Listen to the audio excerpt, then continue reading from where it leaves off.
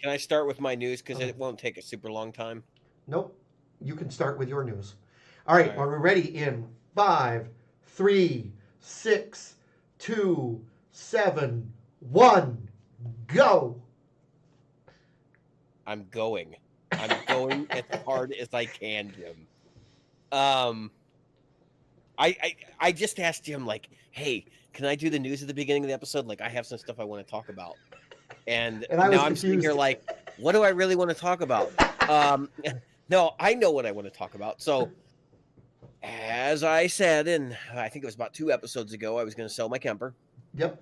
It went up on Reverb, and when it listed, it already listed $100 under what I had anticipated making on the Kemper. I didn't make any money, but I think it was minus rental fee, right? Right. Um, and what I realized was that within the 6 or 7 days that it was up there, the prices went down $400.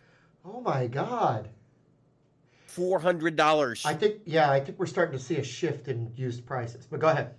I think, well, it's that, and I think the Quad Cortex is coming out, and I think there's a lot of people that are just dumping them. Yeah. They're just dumping them right and left right now. And I was like, I got to get out of this thing before the market really falls out. Because I don't know, like I don't think the Quad Cortex is going to be any better than the Kemper is. Honestly, that's my assessment. But some people seem to think it's going to be, so they're dumping their gear, Yeah. and they're making it hard on everybody else right now. So I kind of took a bath. And let me share a couple things. So here's why I took a bath. I dropped my price. I did have a buyer on the line. He was talking to me, and he wanted to discount shipping. I had put the shipping at $150. So I did a quote. My label was allegedly going to be like $45. So I figured $45, $20 for the packing material. Yep. It actually fit perfectly in my Lone Star Cat box. Oh wow. In fact, I even got to use the foam corners, which means that like I didn't have to spend anything on packing. Oh well, I spent $40 by stockpiled. I got stuff for other things I would sell.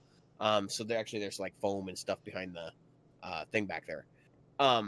So what ended up happening was I went to go buy the label, and insurance for the damn thing was $55.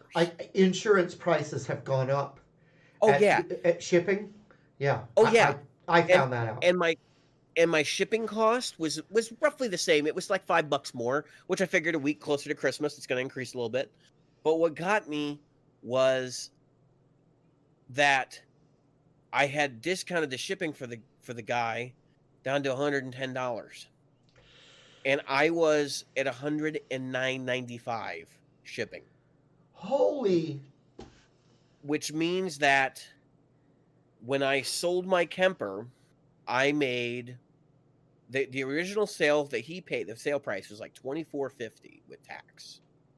They, of course, Reverb takes the tax, which they should, right? Yep. Yep. And They then have to. They pay the tax for you. the remainder is supposed to be for the shipping, Yep. and I ate all of that, which means Yep. out the door, I sold my Kemper, an expression pedal, and the Gator bag for like $21.90. Okay, I lost my shirt on that deal. But that said, I wanted to be out from under it. I didn't want to have to worry about it anymore. Yeah. Um, the missus gave me the blessing to put a little bit of money here aside to get into another amp, and I'd already bought the cabinet out of that money, so I was around 1,400 ish out of the proceeds anyway. Which means I have no credit card debt right now to speak of for gear. That's Like cool. I literally have no gear on cards, which is great. That's something that I don't get to say a whole lot. No. And good because I don't plan on using credit cards to buy gear anymore unless Right. I'm going to be Right. using it just to get the rewards money. Right. And then you Because pay it off. that's one thing I've been doing. I've been buying the really expensive stuff on cards and then paying it off immediately. Like literally Yep. while I'm standing there in the store, pay it off Yep. because then I'll get the rewards. And I've got the Apple Card 60% cash back, so I'm like, yeah, just reap it. Like, Yeah, just I've been send it thinking over. about doing that, but I haven't done Um, it yet because I don't want to do it until I'm ready to use it. Yeah, so there's some caveats. Talk to me before you do it because there's some Okay. caveats on that one. But so I got the Captor X. We talked about that. this box is a box of damn win. Yeah, And I'm yeah. not saying that like I don't.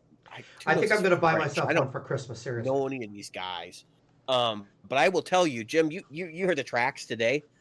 Mhm. Uh, Yeah. So, yeah, what David is referring to is we're putting together. David has written the harmony for, and one of the solos, one of the melodies for our new intro logo and outro logo for both video and for the podcast, the audio yeah, we're podcast. gonna splice it up. It's gonna be nice. It's gonna be different. You guys have And been we're going with to us do a little almost 200 videos to episodes. go along with it. It'll be Yes, self-assessed. some of you have all been with us almost 200 episodes. So it's gonna be different. The first Yep. time you hear it, you're gonna be like, "Wait, what?" Yep. It's And that's definitely kind of what we're hoping for. it's definitely not what we had. It's like what we had and what we have. No, no. It's very different. Yeah. My I mean, my daughter comes in, she goes, "The original theme was blues. What are you doing now?" yeah, yeah. And I got to be honest, I wasn't in love with the original theme. I like this one better. And I put a little, I played a little funky blues, or a little funk bass part to it. So I'm going to lay down a bass track. That's going to get done this week, and hopefully my guitar track will get laid down, and I might even do some harmony vocals in there. It'll be a little strange, but I'd like to put something together. And I So wish this I had one of those because I got to tell you, it sounded great. I'm gonna have to mic I may have to retrack my parts later because I got to buy one of those and then redo, or just wait till next week because I'm thinking this weekend I might buy me that.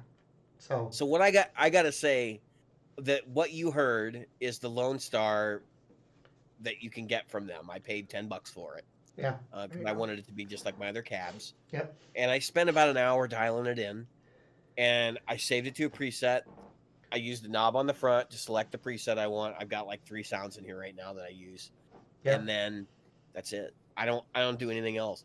I do goose the reverb on it. Like I'll adjust the how wet it is, but other than that, I mean, this sounds just as good as a digital modeling solution for going direct to the board and getting the cab sound, if not better, because the amp is like alive. Yeah. When you play a tube amp, there's a certain feeling you get about like how it reacts to you, and I think it's actually the randomness of it.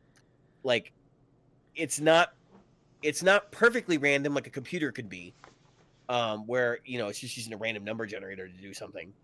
It's more like, I would say it's randomness, but like quantum randomness, in the sense that the particles are all pushing to this certain specific spot. They're Right. not spread out evenly. And so even though you might not be completely certain of what it's going to do, you're close to it. And so Yep. you can get away with it, but it makes it sound alive. It makes it sound like an animal. And I am so happy with the way that things are going now, because this is the first time I'd recorded anything with it. So I'm like, listen to it through headphones. It's not the same if you ever had this feeling like when you're playing a guitar or whatever, and then you're like, oh man, it sounds really good. And then you listen to it back later, like through a Oh man, that recording, looks and you're like like, garbage. oh, what Yeah. was I Sounds thinking? terrible. Because you're in the moment, number one, and number two is your ear is focused on like maybe the acoustic properties of the instrument while you're playing. Because I know I do that. I focus on fret buzz and stuff that's coming off my guitar, and then I realize that's my guitar, but it's not coming through the amp at all. And that's where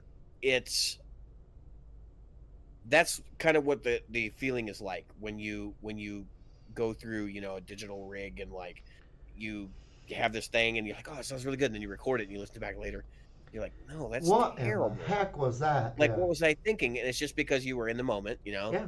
and I didn't have that reaction with this thing. I was like, actually, if anything, I had to tweak it just a little bit to do something that was a little bit out of the ordinary that I normally wouldn't do. But that was like, that's it. So, and then of course the editor, I was sitting here and I was working on my DAW, and this is the thing that scared me the most, because I'm like, I'm gonna have to get a USB cable every time I want to hook this thing up and edit it. And I was sitting here and I was like, you know what? I am not going through that hassle. I got it on my phone, got the app, went in there, did a couple things, and I was done. Isn't that great?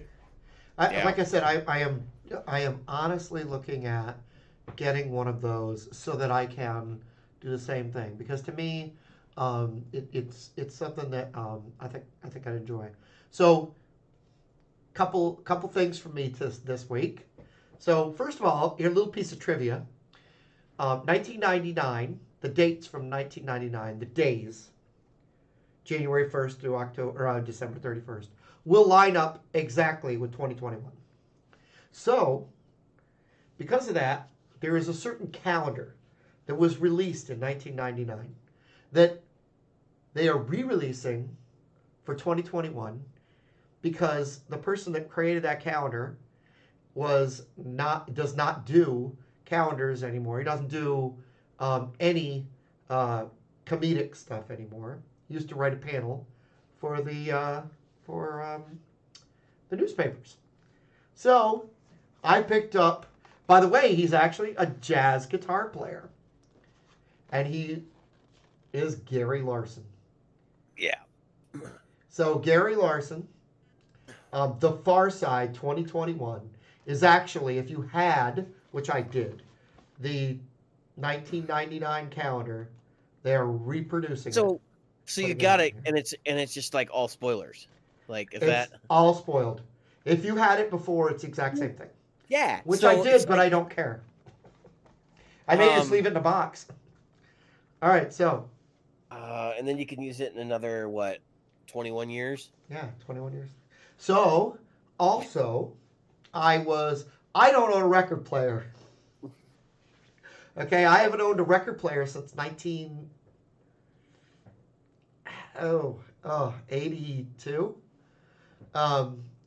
So what did I go by? That seems weird to me, but okay. The Dark Side of the Moon. Did you buy a turntable for it? No. Hold on. Wish you were here. And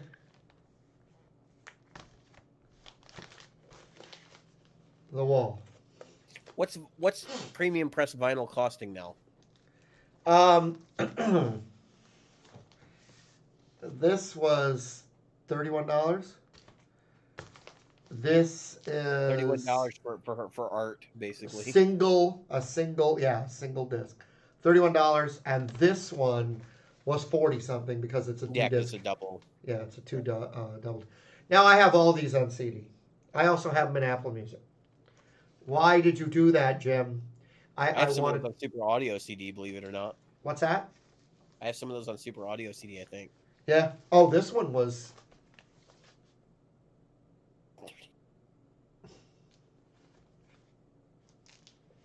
Yeah. I'm shaking my head because it's not that like vinyl isn't cool. Like I would definitely, if I had a space for it, I would probably have a turntable and stuff. But yeah, go ahead. Premium grain vinyl thing, like they're making a killing on that crap. It costs the artist a lot to print those too. Yeah. So it would be interesting to find out how much the Floyd made on those things. I have heard that the real cost associated with vinyl now is the cost of the engineers who know how to do it. Because it used to be the mastering engineers. There's a great Sweetwater interview with the mastering engineer who's like specialized in vinyl. That was part of Gearfest this year, and I'm sure you can go on their site and you can find it. I forget what his name is. And he was talking about the process, and I was sitting there thinking like, so the people that are doing vinyl now need people like this guy, because there is no one coming out of college in the last 20 years that knows how to deal with vinyl, and it is a totally different medium. That's right. It's an interesting thing. There's actually a place there's a studio in Nashville, and I don't know if they're doing. Yeah, we talked about this where they could record and then they can get their vinyl back. You do the live recording. So yeah, I'd like to also plug a product. I was bored. I was sitting around and I wanted to play some guitar and do some lesson stuff. So I went to Steve Stein. Everybody remember Steve Stein? We had him on the show. Yep. Really good guy, and he runs. You should reach out to him again. Yeah. Well, he said he'd come on with a guitar in hand next time, so we should get him on here at least to do maybe do a little thing with us. So I bought his. This is funny because I told them that they made a typo on this.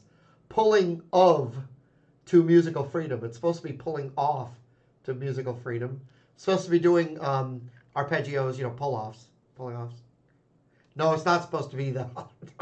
I'm And just like, this is that tragic. wasn't Like, this is bad on multiple levels. that wasn't lost on many people when I went into the group and I said, "Did you know that you made a typo?" And that's kind of a And the weird double title. entendre. Um, and It's I also terrible. got.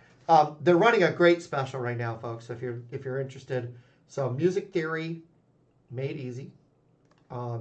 This is a DVD set, but your first thing you're going to say is, Jim, I don't have a DVD player, and I have room for 8 DVDs.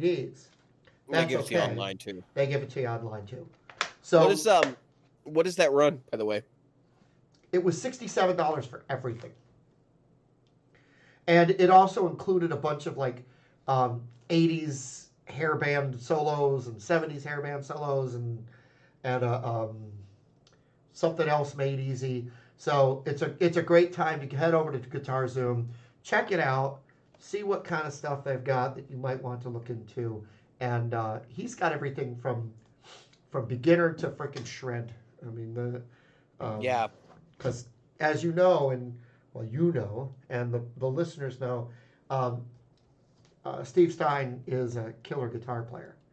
And if you ever get to meet him, he's even shorter than I am. He's a nice dude, and Yeah. he's shorter than Jim.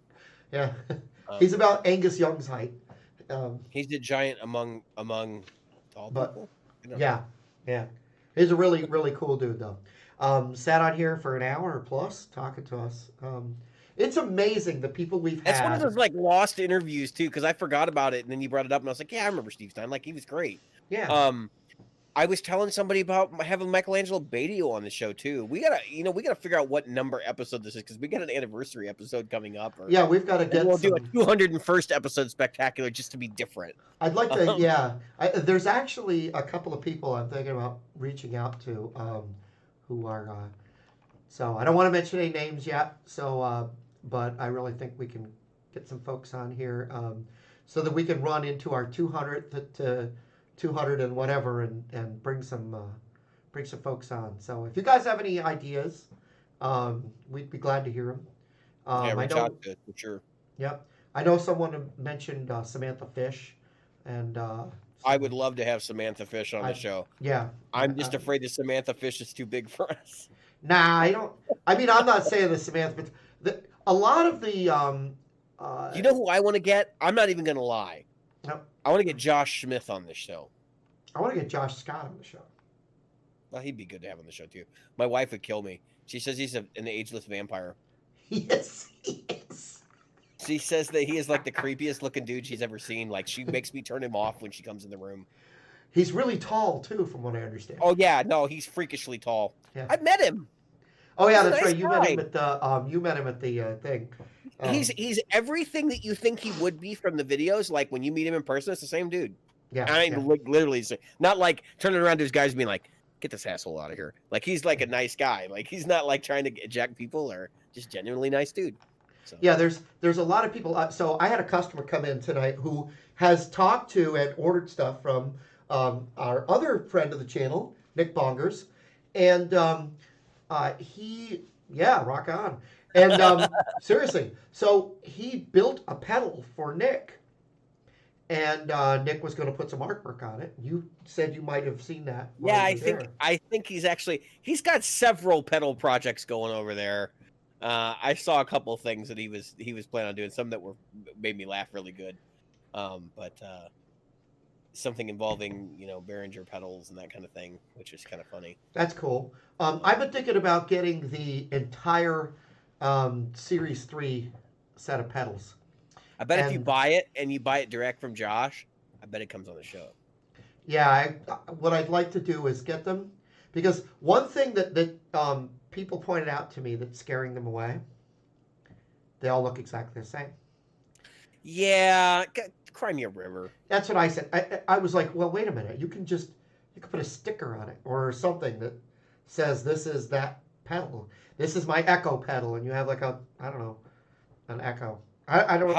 How about like you do what I do and don't look at your pedals while you're playing and just And hit the just damn stomp thing. on 'em. 'Cause you know where they're at on your board. Well, If that's you're yeah. practicing with, you should. All right, let's be real talk. Practice with your board. Yeah. Don't just plug into your amp and play like through your amp at home. Mine If you're is going to right play here. your set and you're going to rehearse with your damn board because you're going to get used to putting your feet in the right places and knowing when to lift them. Mine is literally so. There's my Fender. You can see that, and right off camera is my Marshall, and my pedal board is hooked up so that I can literally go right out of the Marshall into the Fender, out of the Fender into the Marshall. I do think there's one thing to mention though. If you're going to do that, like the 3 Series or whatever, the 3 Series. Yep. If you're going to put them in the back row, or if you're going to mix them with other pedals, like just make sure the heights of the pedals are good enough to go there. Because I'm having problems with my board right now. I have the EVH Phase 90 and it's lower than the pedals that are on either side of it. So like I need to get like a barefoot button or something to put on it so that when I smack it, like I actually hit it rather than like the pedals next to it. Yep. I found everything I've done, I literally planned it out just because of what you were talking about. Because I don't want to hit my chorus pedal, which is right next to my Phase 90. And my Phase 90 sits next to my Univibe. Yeah, it's a thing that I don't think a lot of people realize. Like they want to get these boards and load them up end to end, and it's like, how the hell do you turn them on and off without pumping other shit? I know, right? I've never understood it because like I can't do that. If I'm getting a double pedal, I don't want it to be in a Hammond like the regular Hammond size enclosure. I want it to be in the big Hammond enclosure, the dual pedal enclosure. Like Chase Bliss, the way they do it, usually it's a tap tempo is the second switch, so you can get away with it. Yep. But like there are a couple pedals they do that don't have a tap tempo switch as the right or left foot switch, so it's like, how the hell do you hit only one? It's like I had the Brothers, and the only way I could use it was programmed through the ES8 that I had at the time because I was always hitting both foot switches. That would I don't even have big feet. I like the Lagrange for that reason. It's got their and the same with my Wampler, my Paisley Deluxe. They're far enough apart. I don't have that problem. I mean, I get like the let's have everything compact, so we don't have to carry a lot of crap. Yeah. But I'm kind of over that. Like I had a Kemper, and it was like, oh yeah, it's like convenient. Listen, it was just as bad as having an amp, a head, and a pedal board because I had this giant road case I was rolling around, which had like 4 different pieces of gear I had to hook up on stage. Like it was pointless. It's the same shit. You know what we're not doing, you and I, which I could see if I was trying to stick something in the overhead, right? And so I had to have something that was exactly X by X, X by Y by Z. Oh, amp one. Oh, I don't know how that happened. Yeah, amp one. I'm literally looking at getting another one. I may get one next year too. Yeah, I'm thinking early next year. It'll be late next year if I do it, but I don't want the Amp 1X. I wouldn't mind having. I just want the regular Mercury, a little portable Amp 1 because it's got killer Marshall sounds in it. Yep, I heard him doing the Mercury. He did a live broadcast this week where he was playing like Deep Purple stuff, and he was nailing the tones on In Rock. Yep. And I'm sitting there going, "Oh my god, like that's what I want." I'm gonna get the Fillmore. That's probably gonna be the amp of choice here. Yep. It's been basically at this point I'm down to header combo. Like, which do I do? And I'm sitting there and I'm kind of thinking like, I could just buy an amp 1 and still have like $600. There's only, and I say 3, but one of them is 7. But there's only 3 more pieces of gear I want. The amp 1. The 7 JHS Series 3 pedals.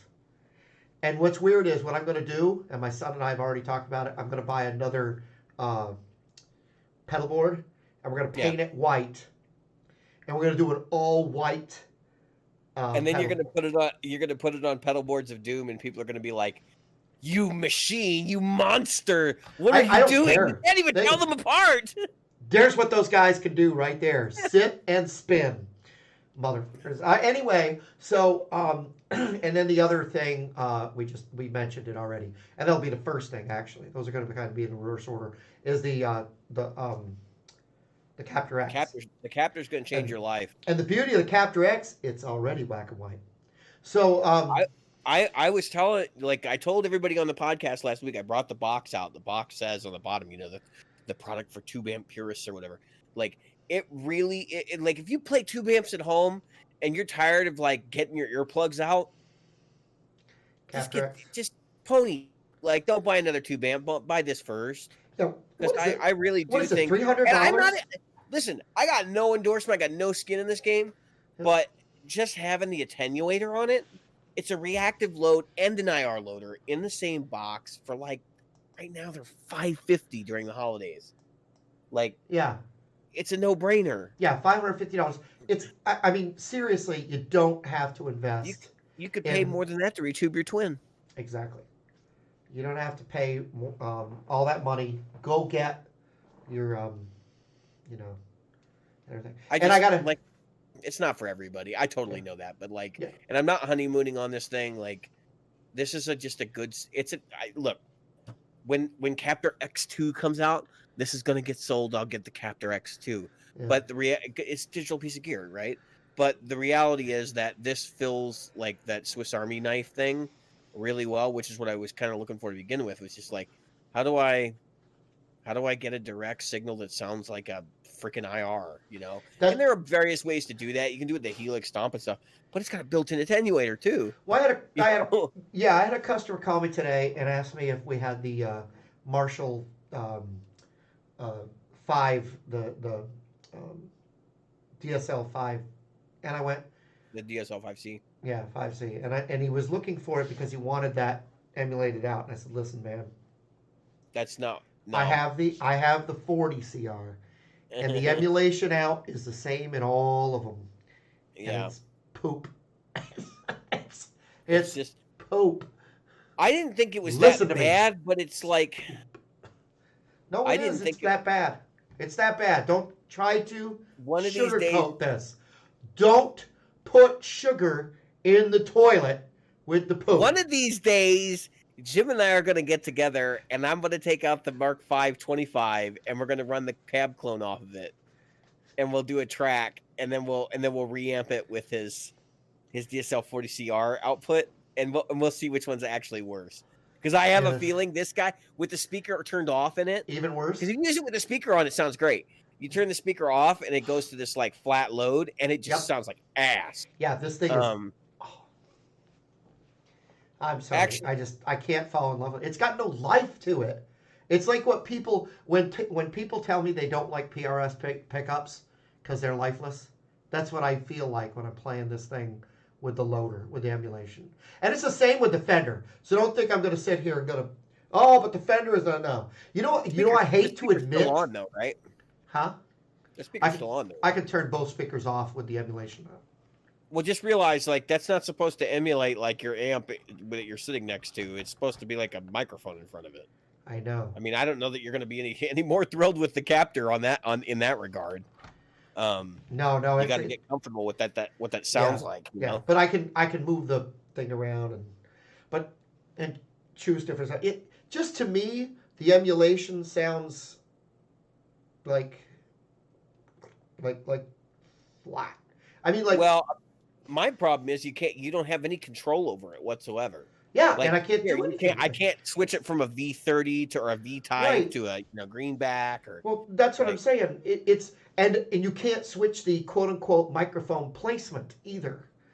And so you can't say, okay, you know what, I want a mic that's just slightly off cone or they picked what they thought sounded good, that's rarely the same as everybody else.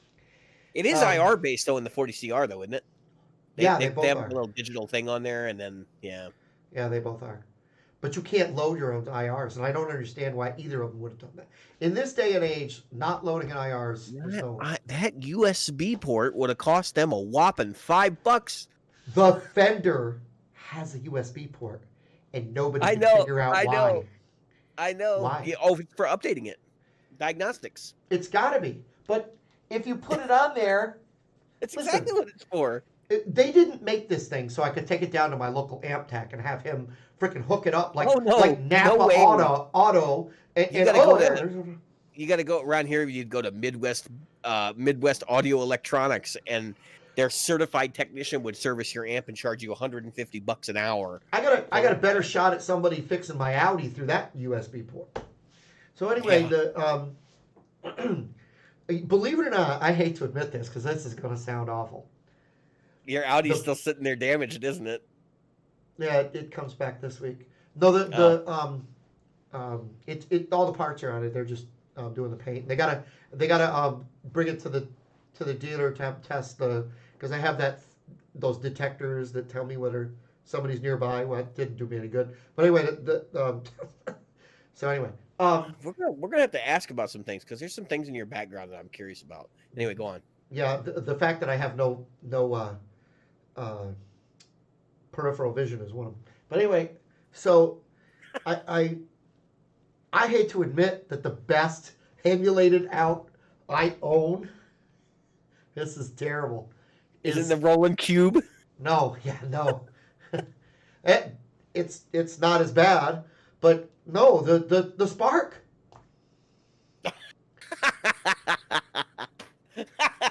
I forgot you still have it. It is for sale, folks. I am not kidding. It is stuck with you forever, Jim. Reach out to me through Facebook. You can find me. I'm Jim Woodard everywhere. I thought I told you not to YouTube. buy that. I have was it. a bad purchase. I want to buy another. This is terrible. I want to buy another Katana 100. All right, so no, I actually. You heard it here, folks. Yep, I've already. But anyway, I'm dying. all right. So on a serious note, though, that's and I have the bag for it, folks. It's been in the bag once. Do you still have a katana cover around there somewhere? Yeah, right over there. Didn't do me any good to give it in. What am I going to get a penny for it? Anyway, so the emulated out on that thing is actually here's the thing about this is what I want to say to people if you're thinking about getting a Spark or you'd like to buy the one I have is this. If you're looking for a desktop amp, a practice amp for you, and you to play along with tracks, you to play along with whatever, and you to record yourself with said tracks, so long as they're not DMRC, whatever. Digital rights managed. Yeah, DRM. As long as they don't have the DRM that it won't let through. And even then, you can just, like what we're doing right now, folks, you take OBS and you pump one side. Shh, don't tell anybody. Yeah, just don't tell anybody. And then you just sync them back up. It's great for that. You got the baby next, in the next room, or you've got the puppy you don't want to wake up, or the neighbors. Is he still trying to sell the Spark? No, I'm just saying that if that's what you want, it's great. It really is. But I cannot get on with all of these. Wait a minute. Now I'm not. Good for having the baby in the next room? Okay, yeah, thank you. Hello. I had a phone call from the captor. Yeah. It was telling me that it also is good at having the baby sleep in the room. The captor and Tennille. I'm just talking about if you want to buy a little amp that you want to put. Some people like them because they work and they want to have them at work. And a lot of people. I know a guy, a doctor, an ophthalmologist or whatever, the ones that work on your eyes, who he had a guitar and an amp in his office. He had a Les Paul and a little Marshall, little practice DFX or whatever those the digital Marshalls were. But anyway, my point is MDFX, MDX, whatever. If that's what you're looking for, this thing is great and it's perfect. You're gonna travel with it. I got a bag. You're gonna take it to a coffee house, play by yourself. And then I've got it. But I wouldn't recommend it. That's the thing I cannot get on. I cannot understand all these YouTubers. Oh, it's the best practice amp I ever had. Boy, anything. I got rid of all my katanas and I sold them all, and I gave them back. I told boss, shove 'em up the ass. I And can't tell if he's being chased by wallabies or guys in the big black plumage hats from the Queen's Palace. Like, Yeah. I'm not really sure. I'm going back and forth between my Yeah, I'm not really sure how this Aussie works. and my brother. I'm waiting for the New Zealander to come out. I mean, I I used to do this thing for a friend of mine who lives in Wales, and he'd always tell me to tell him that I like Iron City beer. Oh yeah, Iron City beer. But yeah, it's what the hell country was that? that was Scott. But yeah, the problem is that you know, I can't get on with those people who say, "Oh, but it's a lot better than Katana." It's not better than Katana.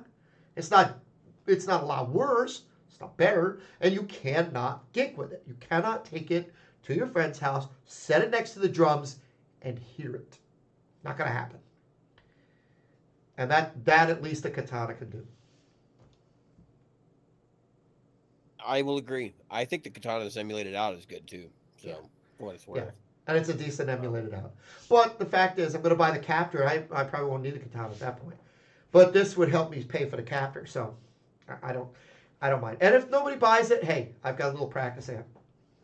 You know, and that, like, you didn't pay the full price for it anyway. I mean, No. that's like, I can't imagine. So that was my problem. Like, here's a practice amp.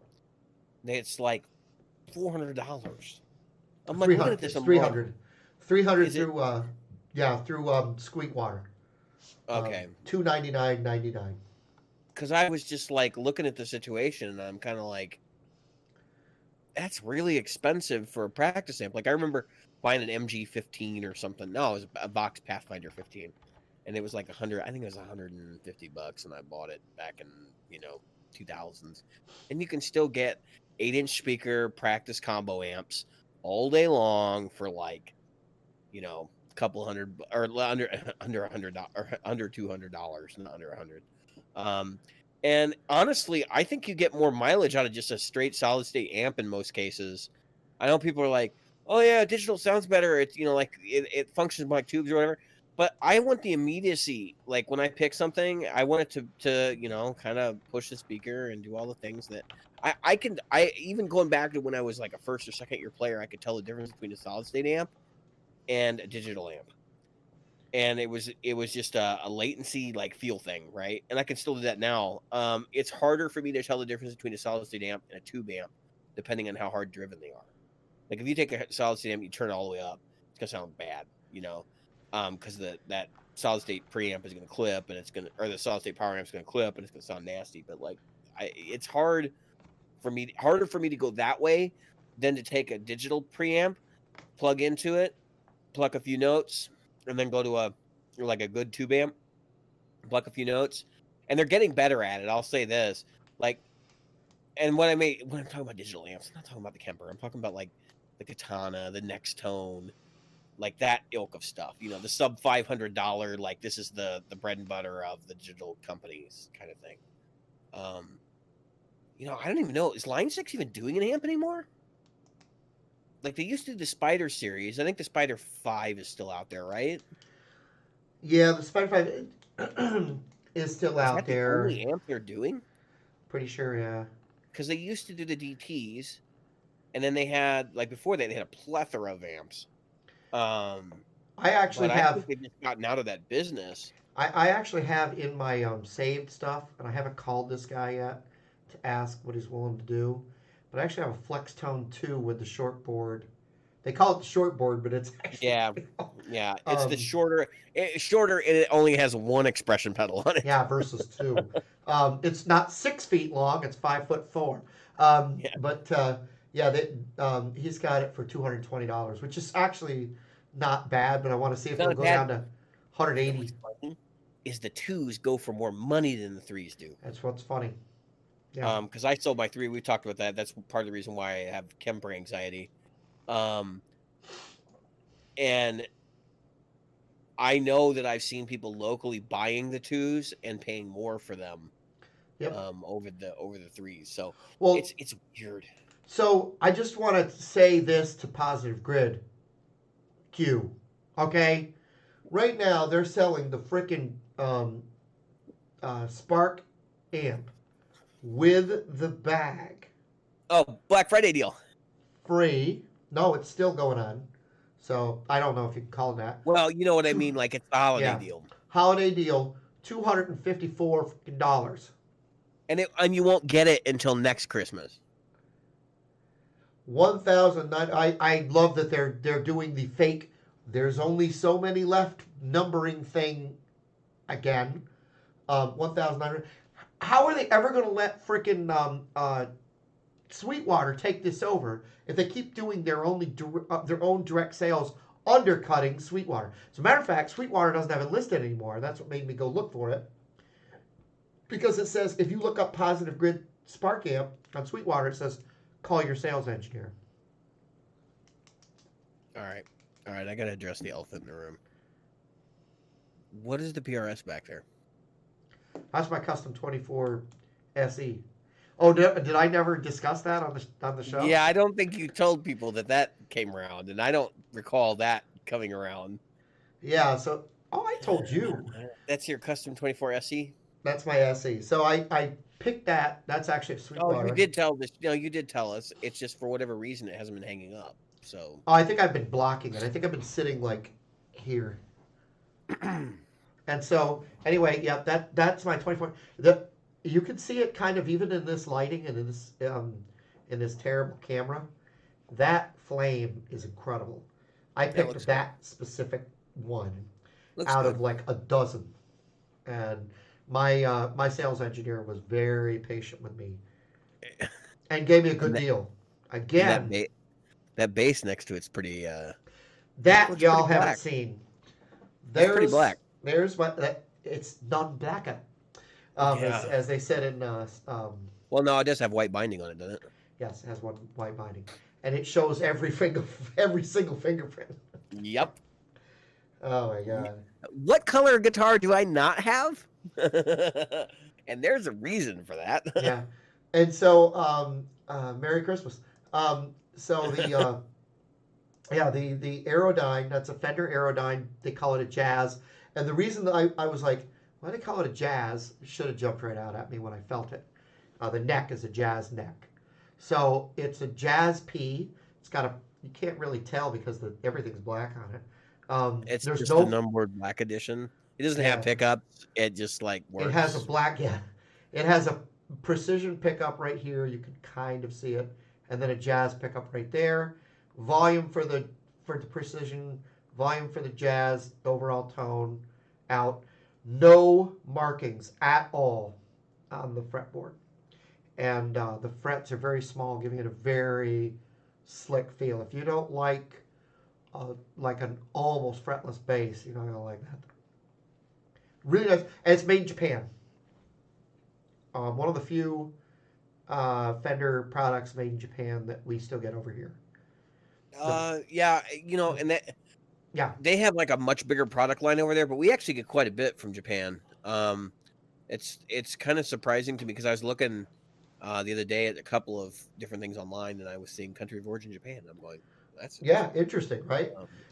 So the Aerodyne, I'm talking about the bass world. The Aerodyne and the Geddy Lee, which are both Jazz basses, are the only basses I believe. I could be wrong, and I know the Fender people can come in and tell us in the comments how wrong I am.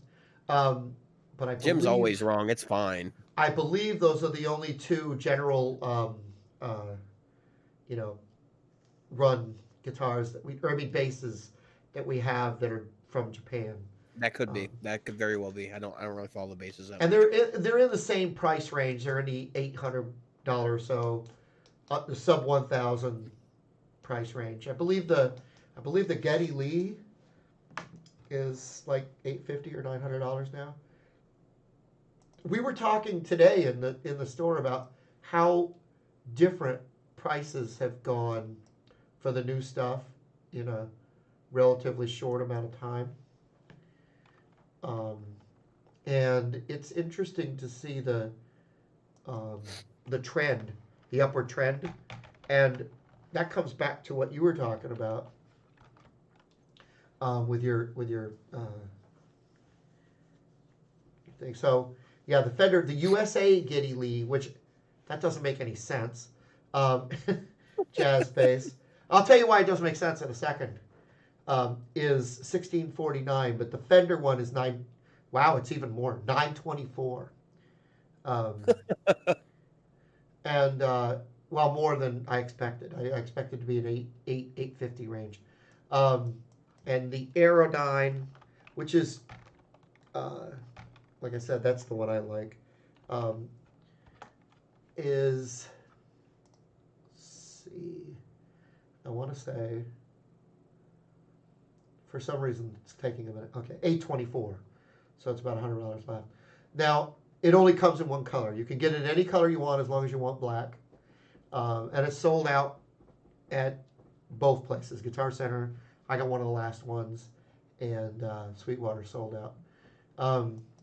So the reason I scoff at the Fender USA Geddy Lee jazz bass is now, of course, again, the true fans can come and go after me, but I believe Geddy Lee's, the whole thing was, his was a Fender Jazz.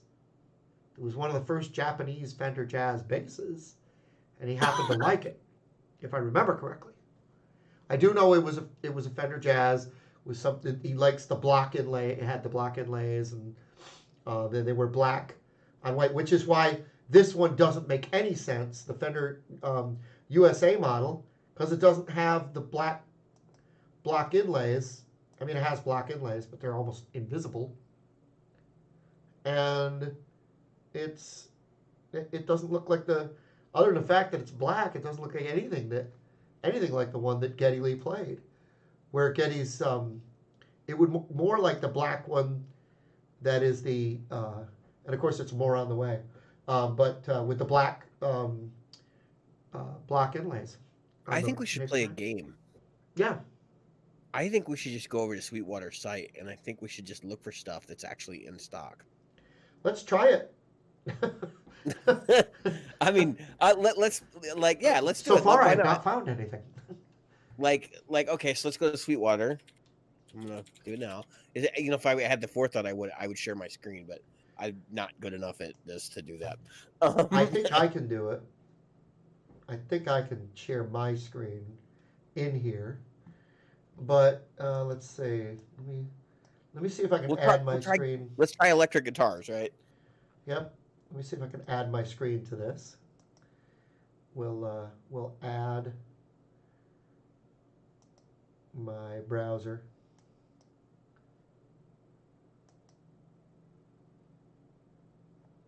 Because I think that would be a fun game. That would be a good way to waste 5 minutes of the show.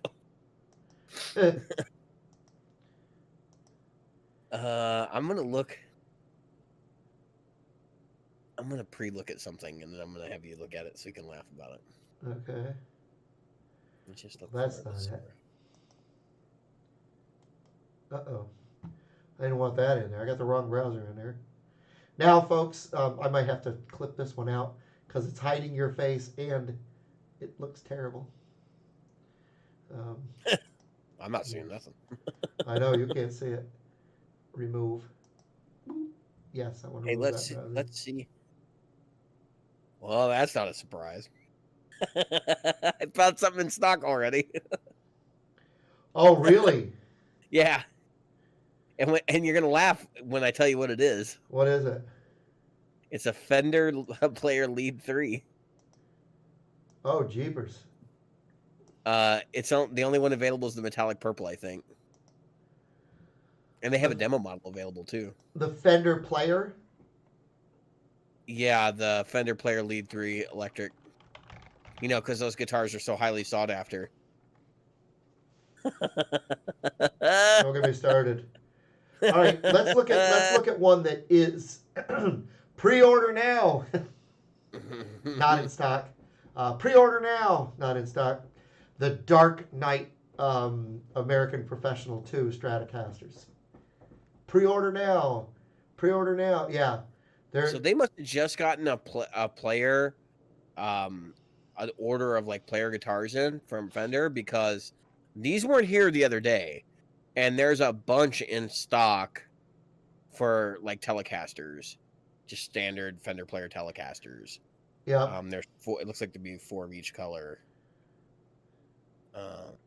Yeah. So that must have just. That's why they got those in stock. But as of last week, they were they were plumb out. See what else they got. Too many back pages I have to click here. How many Fender Jazz American Professional 2 colors did they come out with? Too many. Obviously, all of them. Yeah, all of them at once. Let's look at PRS. Let's look at PRS SEs. Man, because they're I wanted to look to see if they had the Fender Precision. Let me see if I can add my browser to this. Window capture.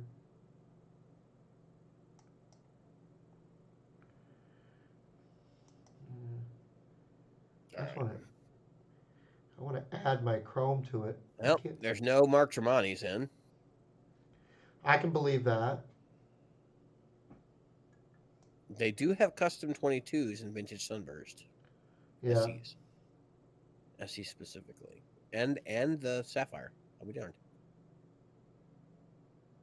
And I think that's probably because many of their customers have probably been tipped off that new SEs are coming. Yeah.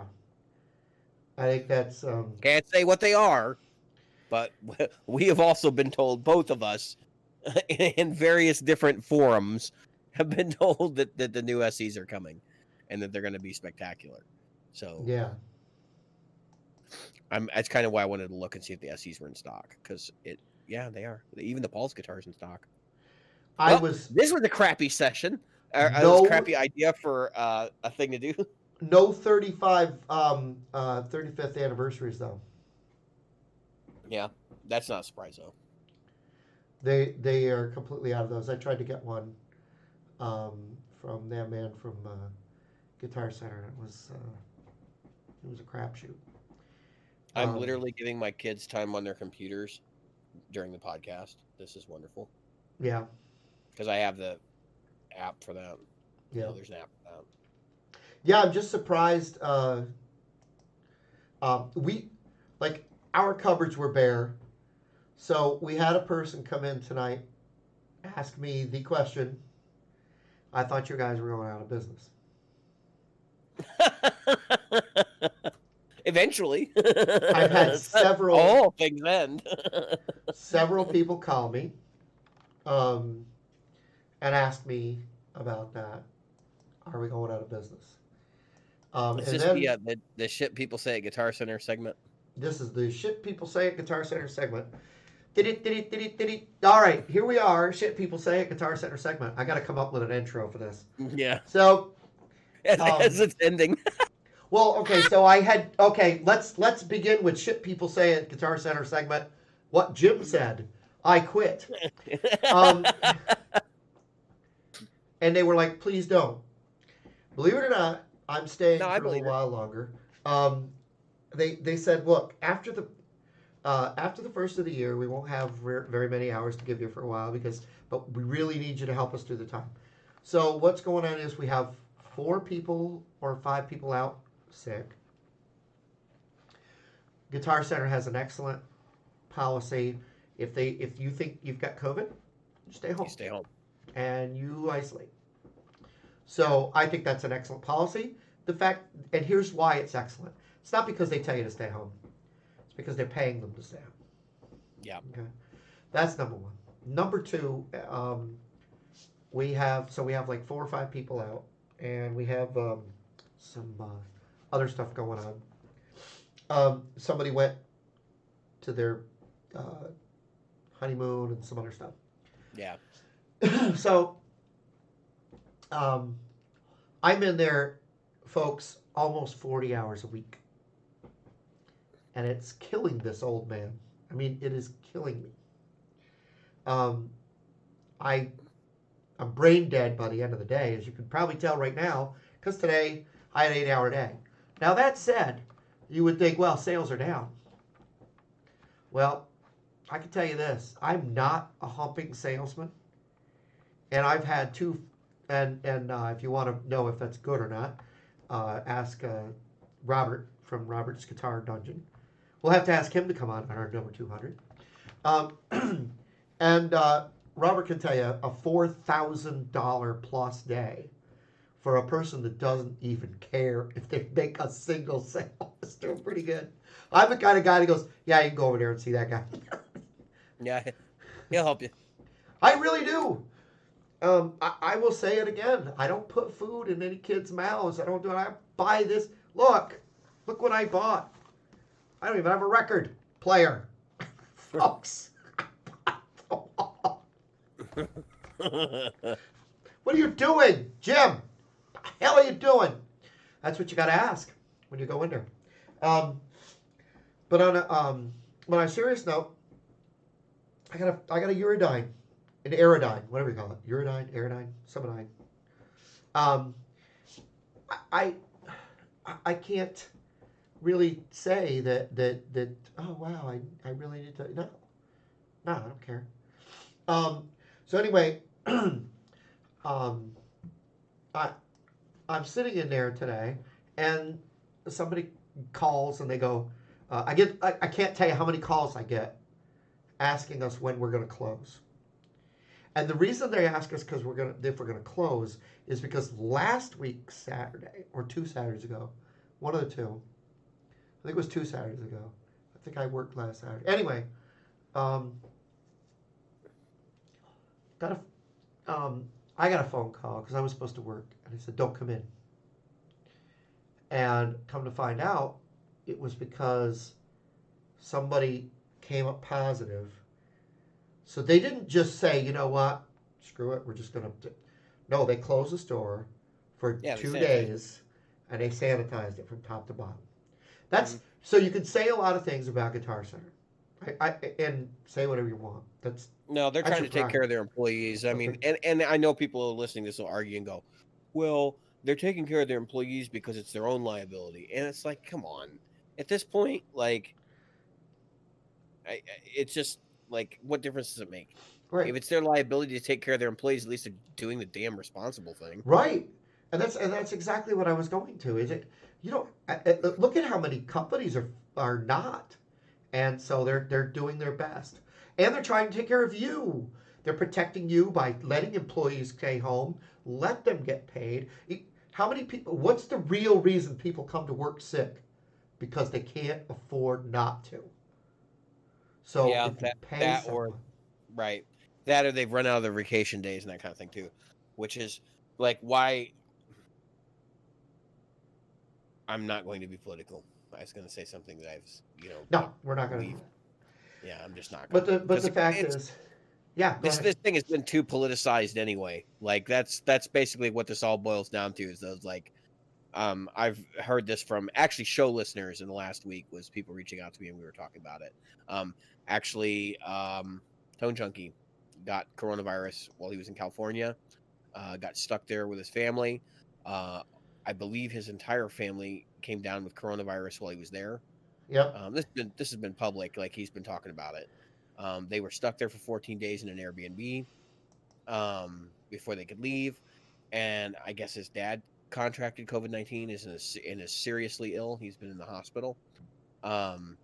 So I mean, like, I was talking to some different people, some people that know about him and everything, and we're just talking about the fact that like this has been politicized, and it's just dumb.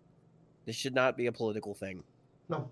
This is a health thing, and quite frankly, politics and health don't mix. Nope. Nope, because let's face it, money and politics are something that's why it comes down to, can you really trust someone with your life when it comes to cash? And I'd rather have no. It should come down to someone. Now, don't get me wrong, you got to pay a doctor. But I'm just saying, in this day and age, people are like the selfishness of humanity right now Yep. is like off the charts in our country, at least. Exactly. The selfishness is just, it's like another level. But back to your, Guitar Center. People should say Yeah, Guitar Center. yeah. So it's just funny. Uh, I had someone call. These are the kind of phone calls I get for real. Are you ready? Do you have microphones? Do you have speakers? I mean, it's like, No. yeah, I want to say no. And Yeah, here's dude, another one. you're almost short timer syndrome. So I would just be sitting there like, nope, I nope. What's a microphone? Can you explain it to I me? literally, really, literally. Well, my my manager comes up to me. I felt so sorry for her because she goes, Jim, your PCA count. That's the um, warranty we sell. Yeah. Your PCA count is down, and I go, oh no. Oh God, you might have to fire me. You mean you may have to let me go? And she goes, well, we don't want to. I said, I know. I got asked to stay. I gave a letter of resignation. It had a date on it. I was asked not to leave. Um, don't pressure me after you ask me not to leave. That's so I, funny. I That's so can't. funny. I cannot make people want But more who won't can buy we? it. But here's the thing, right? So we were just talking about them doing the right thing with coronavirus, but here's them doing the wrong thing with coronavirus. They're going in the opposite direction. Now they're butting heads with their employees because Yeah. it's like, well, we need you. We can't have people quitting. But then at the same time, it's like, oh, well, let's talk about your gross profit margin. Let's talk about your selling of warranties. We have. I have to congratulate one of my coworkers. We have the person who, for the first time in the history of that store, sold $1 million in a year, and the year was not even close to over. That was like in November. He broke his million. Yeah, So but this year has been like Titanic sales, which is what's funny about Guitar Center filing for bankruptcy is that like this has been the year to just well, sell for the right. music industry. So a lot of people, and I know you know this, a lot of people forget that Guitar Center is also music and arts. And music and arts wasn't open because people came in there to buy stuff. Music and arts was Right. open because that was really where lessons happened. Yeah. And a lot of those lessons were based on children children, adults, but mostly children, and mostly um, uh, orchestral lessons. So we're not talking about um, kids who want to learn to play AC/DC on their SG. It's kids who want to learn to play Bach and Beethoven and everything Or else, their parents want them to learn to play right? Bach and Beethoven. Or jazz or whatever. Yeah. And so um, that's a hard one right now. And musician's friend. I made the comment today because I was taking pictures of used gear, and I said, has nobody listened to the fucking customers? Are we not hearing them? Because they are begging us to give them decent pictures. You do know, all right, here's something that you should realize. If you really want to, if you have a piece of gear that you're really interested in a Guitar Center, call and say, hey, can you send me pictures? Email me some pictures. Better They will. picture.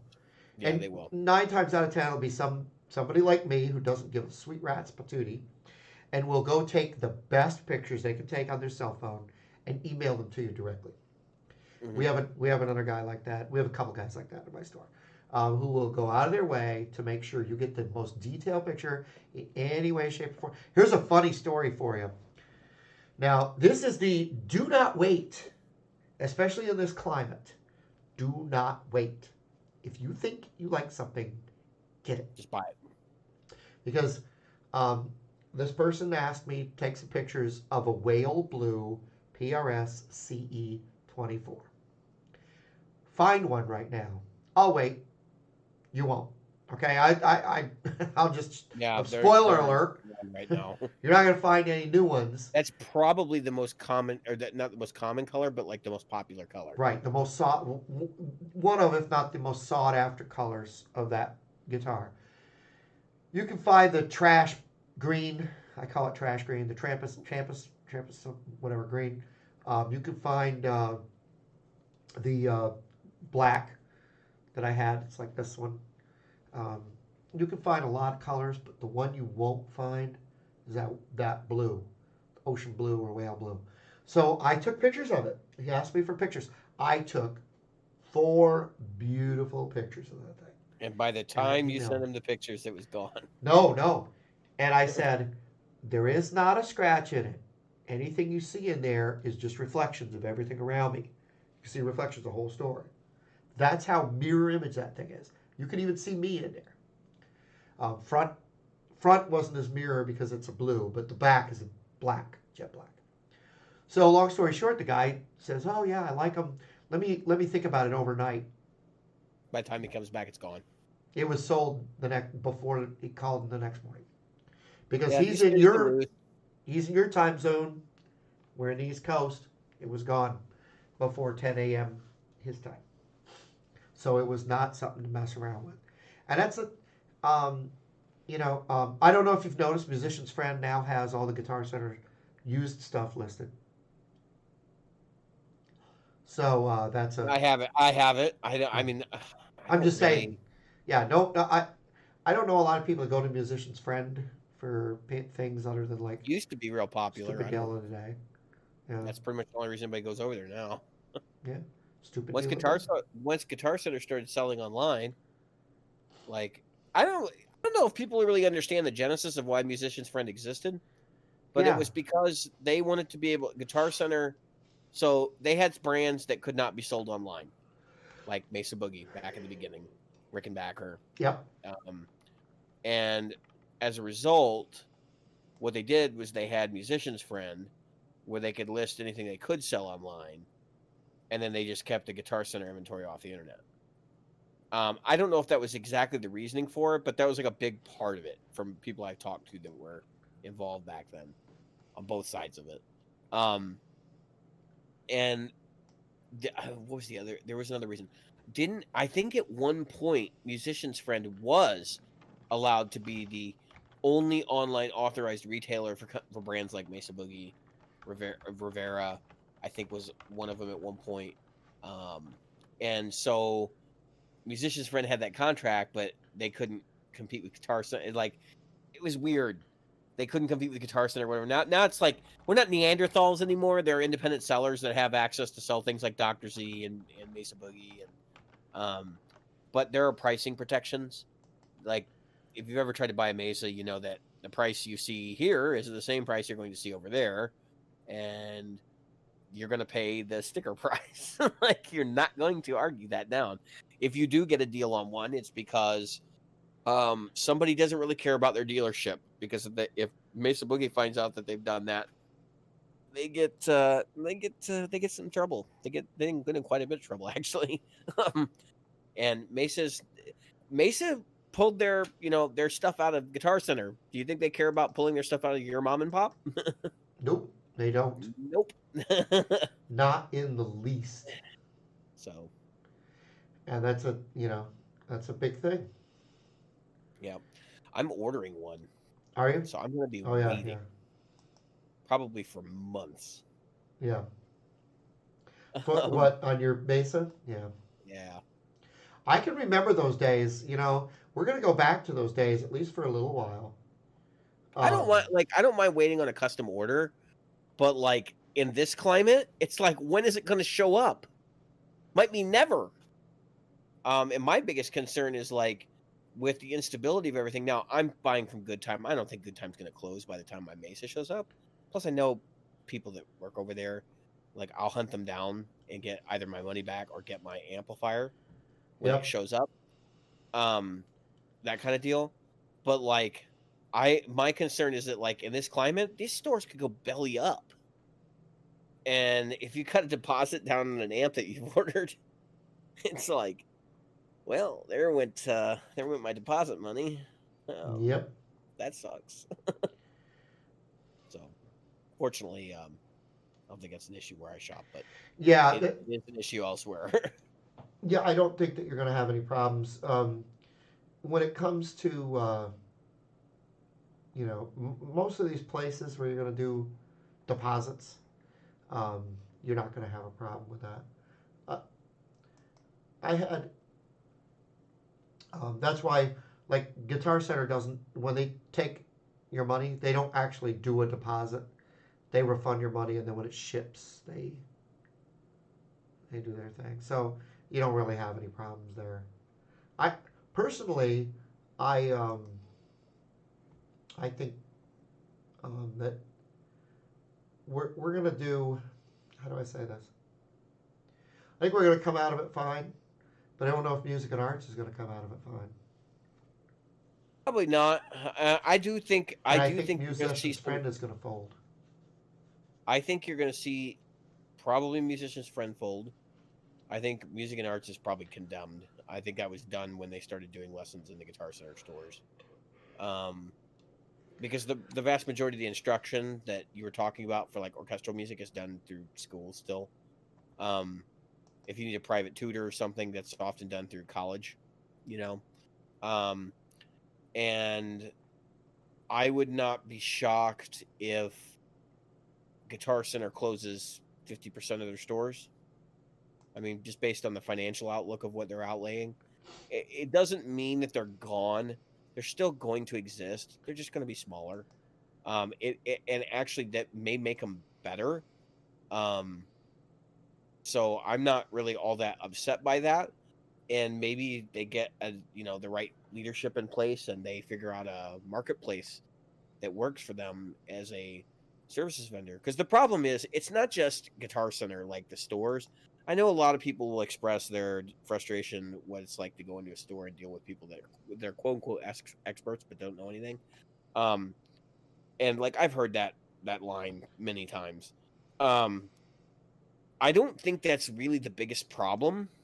I think the biggest problem is that they saturated a market, like much like McDonald's, and there really wasn't a market to support it. Because Jim, where you're at, you've got 2 Guitar Centers within driving distance. Where I'm at, there's like 7. Yeah, when if you consider an hour and a half apart, 2 hours apart driving distance, I yeah. would say 45 minutes would be reasonable. Oh, yeah, we don't have any Guitar Yeah. Centers that are within, unless you We have live like in the middle of those two. We have one in Richmond, but we do have in Richmond we have 2 that are like right there. I could see one of them closing. we have 7 7? within driving distance. There's Chicago, Arlington Heights. Takes me about 45 minutes to get to the Chicago location.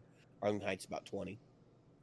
Joliet, which is I guess it's Joliet Plainfield. That's roughly 40 minutes. Trying to think. There's one in Highland Park. That's Yep. about 40 minutes. There's one in what's that, Crystal Lake? That's 40 minutes. There's one in Villa Park. That's like 20 minutes. So I mean, yeah, I mean, there's like I said, there's like 7 around here that are very very close. Actually, I think there's 2 in Chicago. I think there's one that's like the flagship store here, and then there's one right outside of Chicago, like not Chicago, like right outside the Loop, like outside Chicago proper. So if you put that into perspective, like that's market saturation for what that is, right? And I think we're also dealing with another problem, which is that millennials, such as myself, are a lot more comfortable, and people younger than us as well, are a lot more comfortable just ordering a guitar off the internet and not going and putting their hands on it, and getting something a little bit more generic actually, and the brand name consciousness thing is like totally eroded with my generation and beyond. We don't care. I mean, my generation probably still cares about brand names, but my kids, they don't give a crap. Like, they'll buy stuff off Wish. Like, it's no big deal to them. And they don't anticipate having something of good quality. Like, I don't think their generation understands that that's why we used to do that. Because it's not that important to them. It's like, well, I just need it for this 3 or 4 things, and they can just go in the garbage. They're okay with throwaway culture, and that's Yeah, partially because they've been raised in throwaway culture, right? It's not their fault. It's our fault, because we set this up. But my point is, this is going to hurt them because they were late to the game with online retail. When they finally got there, they're still sort of like on the cusp of like doing the things that they really need to do to make that work, which is to offer the used gear. They never wanted to become a used gear store. Used gear was the way to get you in the door, and the new gear was the stuff they were trying to sell. Like, that was always the way it was presented. And I think that's also a big problem going forward for them, which is they really should figure out a way to do an about face. Because if you look at these other companies that are like trouncing them right now, the only one that I know that doesn't sell used really is Sweetwater, right? Zounds doesn't, but Zounds isn't even like that, as far as I'm concerned, it's not even competing. American Musical Supply is not competing. They exist, but they exist on the strength of the several brands that they have that are not carried by Guitar Center or Sweetwater. And I think that the real competition that Sweetwater should be paying attention to, and that Guitar Center should be paying attention to, is like Chicago Music Exchange. I mean, how much of the stuff are they selling is like desirable used vintage? And that's getting people to buy new stuff from them too. And they're really, really good at it. And they have their other equitable arm, which now is, I don't know, that deal's sketchy. I'm still not clear exactly how this works, but Reverb used to be a part of Chicago Music Exchange. They were owned by the same person, and now there is a equitable stake that is owned by Etsy, and it's kind of questionable as to whether who actually owns Chicago Music Exchange anymore. Right. It's not really publicly clear who owns CME. And my understanding is that there is no control from CME, but it seems kind of weird that CME still gets priority listings and still has their stuff like right up at the top and, and all that. So there's still something there. Well, they may have that as a result of the I think it's a partnership rather than an ownership. Yeah. With Etsy. Yeah, it's a possibility. Who knows? I don't even think about when I think about buying it. I was just looking at Z Sounds because I was like, I wonder if they got stuff, and they have stuff, which is funny. Yep, they do. That's one thing I was going to point out. If you're like going into the Christmas holiday and you need to buy gear, or somebody needs to buy you gear for Christmas or whatever, and they're having trouble finding, like, look at the off-brand retailers. Zounds is reputable. American Musical Supply is reputable. And you can still find stuff at those places. So yeah. And as you saw, we can still find stuff over at Sweetwater now. Apparently, the hell, it's like they got everything in right before Christmas. Well, yeah, and so other than the fact that Sweetwater is very centralized, the thing they've got over Guitar Center right now, I think bigger than anything, is the allowance of, like, so I call my Sweetwater rep, right? And I'm not going to tell you how much he did for me. He gave me a great deal on this PRS-CE, right? They give them a lot of power to negotiate over there. They give them a lot more leniency to negotiate. Now, whether that's due to better training, more trust. Obviously, when you have smaller number of employees, you get an easier way of doing that. So Drake at Sweetwater did a great job for me. I can't complain. And I got the exact guitar I wanted. It's harder. It's almost impossible at Guitar Center for a couple of reasons. So here's what happens with Guitar Center. So if Guitar Center has, let's say, 10 PRS-CEs, they're hanging on walls. Okay? They're hanging on walls. So they've been touched at least to come out of the box. Now, Sweetwater takes them out of the box, looks at them. Hey, they look nice. They put them away. We've gone over this before, though. There's two ways of looking at this. The reason you go to Guitar Center is so you can see the damn thing. Yeah. And if it's hidden in a box, you don't see it. And Right. no way they're going to send somebody out there. They're not going to open warehouse boxes on because there. they're not going to warehouse stuff because that's what Musician's Friend is for. That's right. And so we could, Guitar Center, I say, could go and take pictures and then put everything in boxes. Then if you want to see it, you get to walk up to a kiosk like McDonald's, pick out your freaking guitar, and then you go. There's no. But then you get the person that comes in there, who spends hours and hours picking through guitars, picking, and then on the way out goes, I don't want any of those. They all got touched by human hands. I want a new one. And you're looking at yourself going, You touched it. you just did all that. You don't know how long that thing's been Just took hanging it out of there. the box. You're the only one that's touched it. So You know what kills me? Like about we're talking about that model.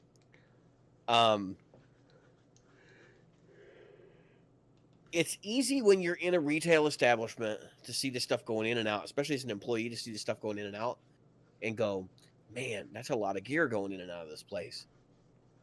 But just remember, for every one guitar that leaves the shelf at Guitar Center, 5 or 10 are leaving an online retailer. And that's because they don't have, that's your location versus servicing the entire country at one place. well, So I think actually like Sweetwater's centralized model in a lot of ways like fits the mode of the industry right now. I think Now, is it going to stay this way? Who knows? I mean, we don't know. Well, there's two things. So you got, I don't remember how many Guitar Centers there are. There's a few hundred.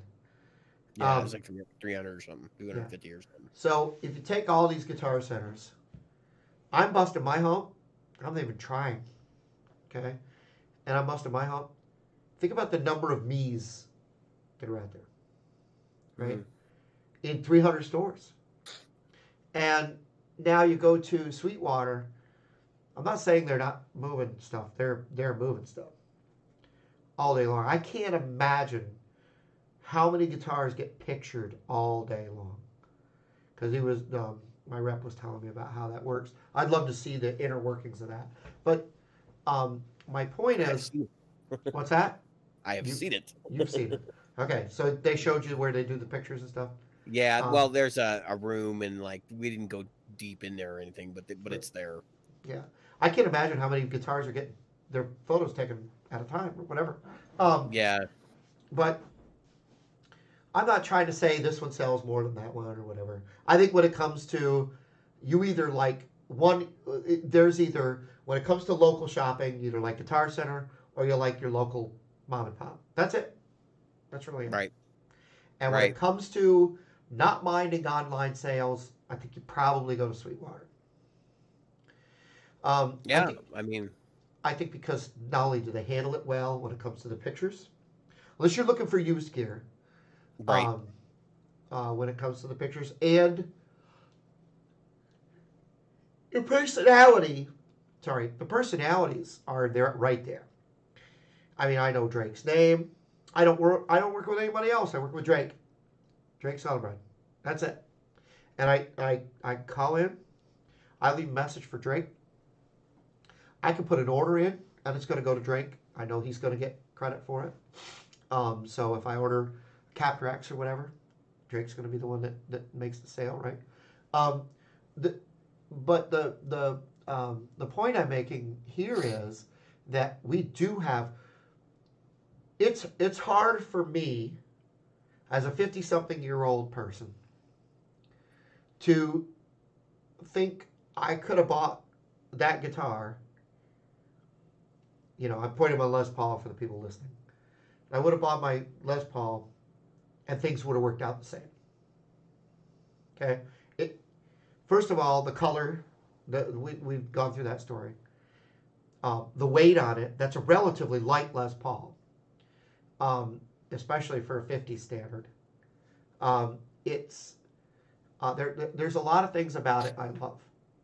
That if I had been looking at the same price, I won't tell people what I paid for it online. Let's say I was looking at it for $24.99 online and $24.99 in a store. I don't think it would have pulled me as hard. Um, and the other side of it is, and this is where like what you were saying though, I can't imagine falling in love with a Chipson, but I know people my own age, by the way, who have with a Chipson of the same caliber. And I'm thinking to myself, because I'm the guy right now, I'm thinking to myself, maybe I should just get an Epiphone Les Paul, get a hold of Nick, say, Nick, make me some magical freaking pickups, because the Les Paul or the Epiphone pickups, I think they suck. So send me 2 magical pickups, and then can I pull them out, put them in, and say, yep, that is finally the Les Paul I wanted. No. Can that happen? No. Yeah. See. No, and I'll tell you why though. But so And you're not putting down Nick Monger's. no, not at all. Right. It's not about pickups. Like it's about construction, and they're not the same. But here, let's back up to what you're saying though. You're talking about in your experience, you couldn't have done this, you couldn't have done that, and this is an empathy question. Yep. Right. Mhm. And that is like, yeah, I mean, I don't want to buy stuff online, but I will. And so I'm kind of like straddling the line, and I'm looking at it and I'm going, this is the pig and the poke argument, but I'm like, it's not that I've changed, and maybe I have a little bit. That's possible. But I certainly understand that there's a hell of a lot of people that do not agree with that sentiment, like your sentiment, that are just like, nope, I want it easy. I don't want to have to pick. Yep. I can see the weight right on Sweetwater's site. I get a picture what the top looks like. Yep. That's all I really need, because I'll just take it to my luthier and have him fix everything on it. Yep. That's wrong with it. Yep. I mean, Totally agree. Totally agree. It's so funny because it's like you basically commit to the fact that yeah, there could be problems with this guitar, but like it can be fixed by my tech, so Yep. it's not a big deal. Yeah. And again, I when it comes to me, I don't mind like amp 1. I'll order my amp 1 and come in. I don't care. That's gonna sound the same as every amp 1 that comes through the door. When I get my JHS pedals, I don't need to say, oh, I wonder if this Series 3 pedal is better than that Series 3 pedal. It's not like a Klon. I'm just gonna get it, and it's gonna be the same. What about your hand wired amp? Yeah, well, that's different. I mean, don't you think? I could be wrong though. See, I'm the guy who could be wrong. I totally will say with 100% admission that maybe okay, let me say this. Let's say the hand wired amp does Milkman do the hand wired thing? Yeah, Okay. point to point, I think, or turret boarded or. If I order let's take your amp. I don't know, that's not hand wired, but it's a good analogy. I believe it is actually hand wired. Okay. But it's just built on a circuit board. Yeah, let's just take your it's built on a what do you call it, board. So let's take your amp for example, right? You're gonna order that sight unseen. You're gonna get that in, and I can bet money that's gonna be an awesome amp. I mean, it's gonna be what it will sound like. It will be everything. Look, at my DSL 40, I could buy 50 DSL 40s are going to sound almost exactly alike. These Fender. Yeah, your DSL. Well, I mean, your digital stuff. I mean, that's why I said like a hand wired amp. If I was going to buy Dr. Z. Yeah. Now, granted, I'm like, I want to back up and preface this argument for people that don't necessarily understand. They're not in the high end tube world, and like they don't understand what we're talking about. Right. So there are 3 different styles of amp construction. There's point to point. There's turret boarded, and then there's circuit boarded amps. And circuit boarded amps and turret boarded amps were kind of a means to an end, because back in the early days when like Fender was building tube amps out of the RCA manual, they would just be like the components literally just like touching each other and then soldered together and then, isolated from the board. And I'm sure there are some things here I'm leaving out, but basically the point is like circuit boarded amps are generally going to be the most like consistent, in the sense that like the circuit is not going to have flaky stuff going on with traces and things like that because the circuit board is printed. Now, and every electronic circuit, you have components like capacitors and resistors and things like that. And when you buy them to a certain tolerance. So like when you order from Mauser and you want to get a bunch of resistors, you actually select like 1% or 0.5%, Yep. or 1/4% tolerance. And basically what that is like, that means that there's going to be some variance on the value. So your 22K resistor might be 22.17. Yeah. Or 22.1. But Yep. the vast majority of them should fall in the proper range that you should be able to get away with them in your circuit. And usually when you're designing a circuit, you specify what percentage you Yep. need. The And that's critical what components of the circuit. Yep, and that's what Josh Scott was talking about, like on these early pedals, and boards too, by the way, but specifically pedals. When he was talking about it, he said back then, we're talking the '60s, these things were 20% was Yeah. an acceptable. So if you bought a 200 ohm resistor, it may be 220 ohms, it might Yeah. be 180 ohms, and it Yeah, could be it's anywhere nuts. in between. Yep. And the funny part, and the thing that people are starting to realize now, guys like Reinhold Bogner figured this out when they were taking apart people's Marshalls and stuff, Yep. was that it wasn't the component drift, because that's something that happens over time. Like caps change values over time and things like that based on how much circuitry flow or how much electricity flows through the circuit and everything. Yep. But what they found out was that those tolerances, the blueprinted values often sound like crap. Yep. And that the good ones were the Were- ones that were like in a very specific Yeah, they were. configuration of like too much here and too little here. And so they start writing these values down.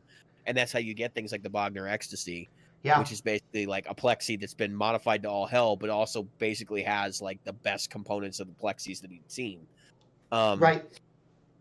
So here's why this is relevant to Jim's conversation and the hand-wired thing. So when you're buying from somebody like Dr. Z and he's doing he does turret boarded amps, I think. Yeah. They're perf board or turret, but they're not perf board, but so they're not, they don't use a printed circuit board. The components are joined together and there's like these little standoffs that they're all joined on. Yep. And that was really harkens back to the way that Leo Fender was building amps in the Tweeds in the Blackface era, from like 64 to 71. That was really the way they were doing it. Actually, they were doing that all the way up to 1985, I think.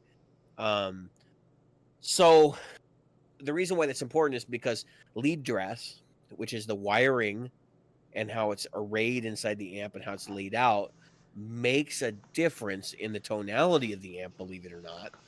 And of course, there's the issues with variance in componentry.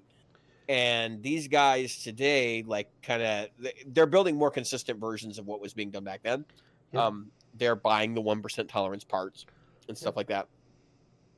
And oftentimes they're buying them and sorting them themselves too. Yep.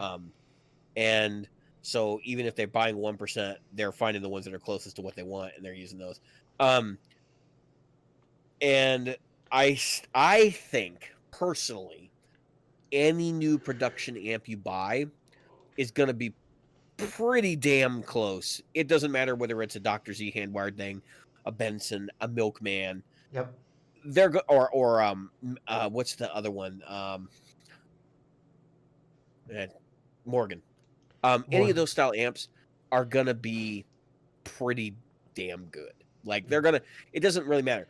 But here's where I think the distinct difference between you and I, Jim, is. When I buy a piece of gear, I sort of feel like this is a tool, and if I really get to know it, then it will be invaluable and I will bond with it. Whereas you want to bond with it from day one. And so it's harder for you to be able to like say, I'm going to risk this and then see if we work out. Whereas you've seen me buy shit and just sell it Yeah. because I'm just like, no, it just didn't work. It's not what I wanted. And I don't have any, like, I try to do that used because I'm not dumb. And try to do it, in the cheap way because you got to try stuff out. And we're now in this culture where you can't go to the store and try out the weird pedal that you're the only person that's going to buy one. You have to order it, and if you don't like it, sell it on Reverb. Yeah. So I totally understand your position. I don't disagree with it.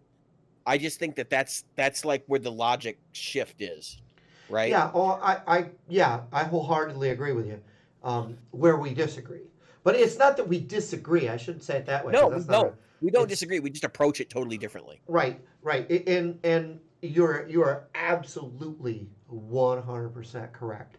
You are absolutely 100. When I picked up these instruments that are hanging behind me, with the exception of that PRS, um, every one of them, I picked it up to see if that was the right one.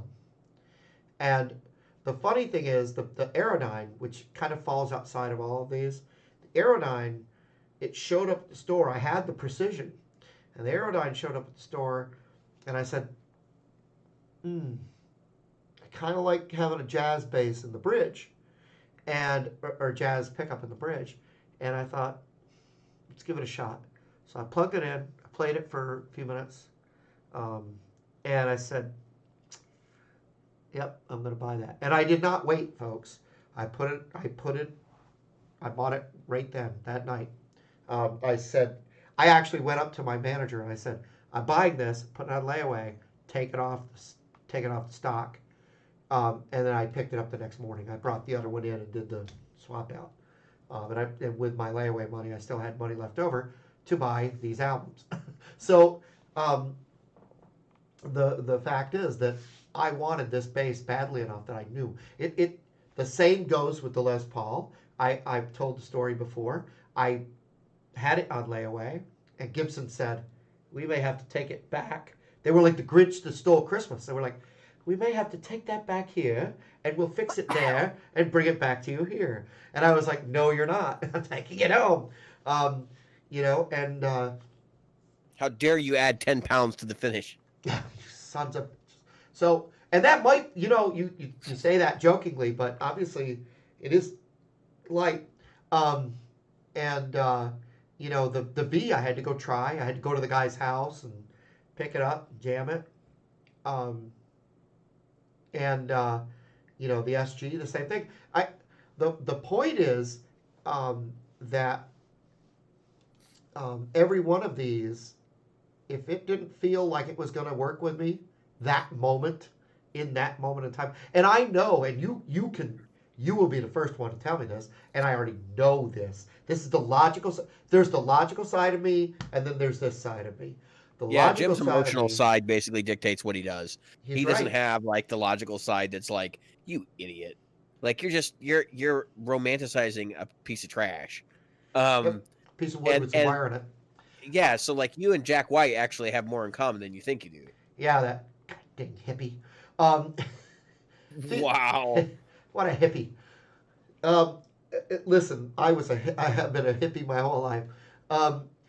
My thing about, and I agree with you, 100%. A part of my brain goes, you know what? Like when I had that Bonamassa Les Paul, part of me went, well, you know what?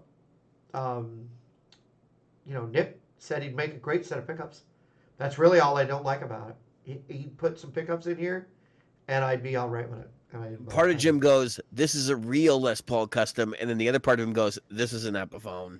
Like, stop it. Well, no, I mean, yes and no. Yes, 100% yes, and no. In the no is that it was an Epiphone Les Paul, but it wasn't terrible. It was actually a nice Epiphone Les Paul. They don't make bad guitars. Nope. Like, and here's the distinction, right? So like, we got a lot of listenership that's into like inexpensive instruments, and that's perfectly fine. I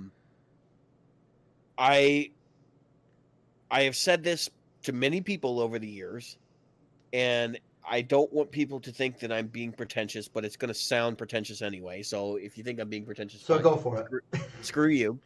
it. I liken most of what you get from Guitar Center, like off the shelf Fender, Gibson, Epiphone, Squier kind of guitars, to like Fords, Chevys, domestic cars. And then you got Ibanez, which is like, your Honda. Yeah. And the other companies that say like Schecter, which is your Toyota, and those like different car companies. It's kind of weird because like Toyota probably should be with like Ford and Chevy. And who's the let's say, so who is the Yugo of probably like what's the current Guitar Center house brand? I forget what their name is.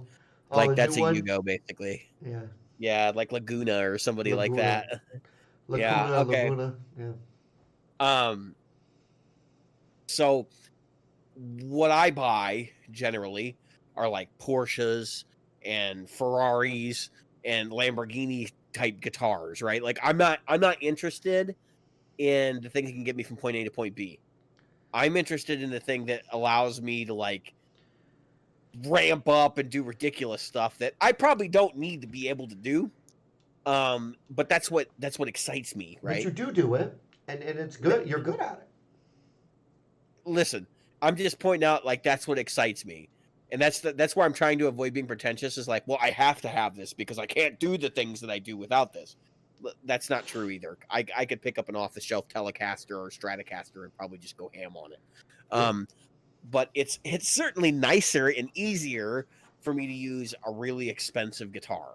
Look, right? I could have just as easily picked up a $400 on sale Epiphone Les Paul the day I bought this one, right? I mean, why didn't I just get? Didn't they come out with the Prophecy Flying V? I could sell this wall and replace it with almost a quarter of the cost with the exact same stuff. Well, and I'm also the guy that like.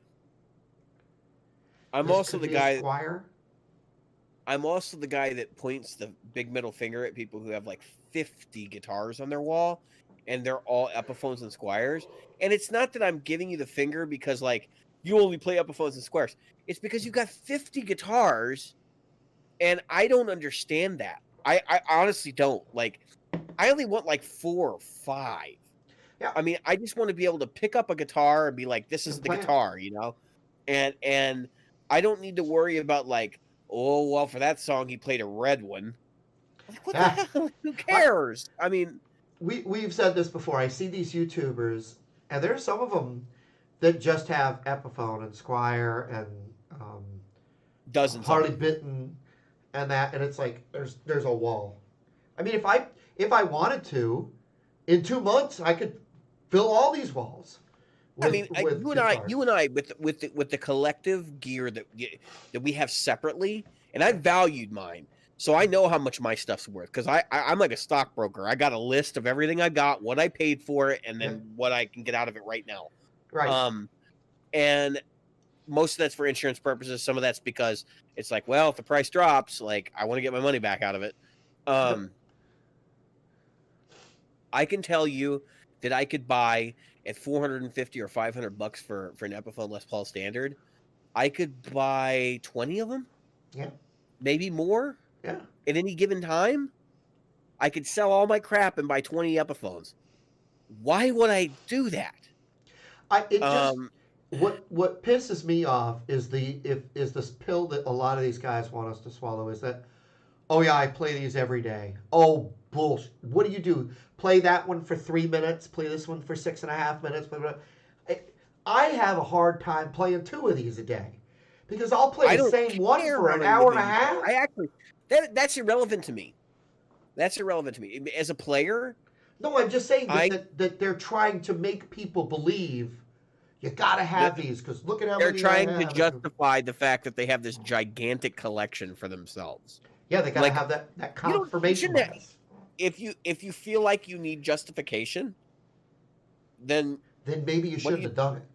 Well, it's not maybe you shouldn't have done it. Maybe like you need to really, like stop and take a Yeah, mental health reassess. evaluation Right, reassess yourself. and ask why you care what other people think. I'm gonna be legit honest right now. If people I wonder had why I'm I bending over, it's because I'm putting my shoes back on. I take them off every now and again because my feet get hot, and then because I'm in an office outside in the garage. yeah So anyway, yeah, I go ahead. I'm gonna get legit like real with our listeners tonight. I know we're getting towards the end of the episode. Yep. It's worth mentioning this. So I've gone back and forth on selling the Kemper several times in the last year. Yeah. That was like not a new thought. I think Um, that thought crossed your mind the first time, and I don't want to tell me it didn't cross your mind at all. The minute the frickin' Kemper stage hit the floor, even if you oh, it weren't, did. No, it did. yeah, It did. And actually, the first thought was like, well, I should sell this and get the Kemper stage because that's the right form factor for me. yeah. But here's the route. Right? So and you can go back, you can listen to like maybe 10 episodes back. You'll see my depression and my anxiety and my anger and stuff rolling around in these episodes, and I'm like bored. And I watched one the other day, and I was like, what the hell was I doing? And you can tell, I'm sure if you watch the first 15 minutes of this episode, you can tell I'm a different person right now. There's a reason for it. And I want to make it very clear to our listenership. I don't care what you think about me. I Right. really don't. I've gotten to the point where I was making decisions based on like, man, people are going to call me a hypocrite. People are going to do these. Oh. Like, I don't care if you think I'm a hypocrite. I actually don't. Like, I had to get real with myself. The last couple weeks, when I did announce that I was going to sell the Kemper on the show, like I knew people were going to come out of the woodwork. That was not something that like I hammed up either. Like people did come out of the woodwork. But I want to make it very, very clear to our listenership.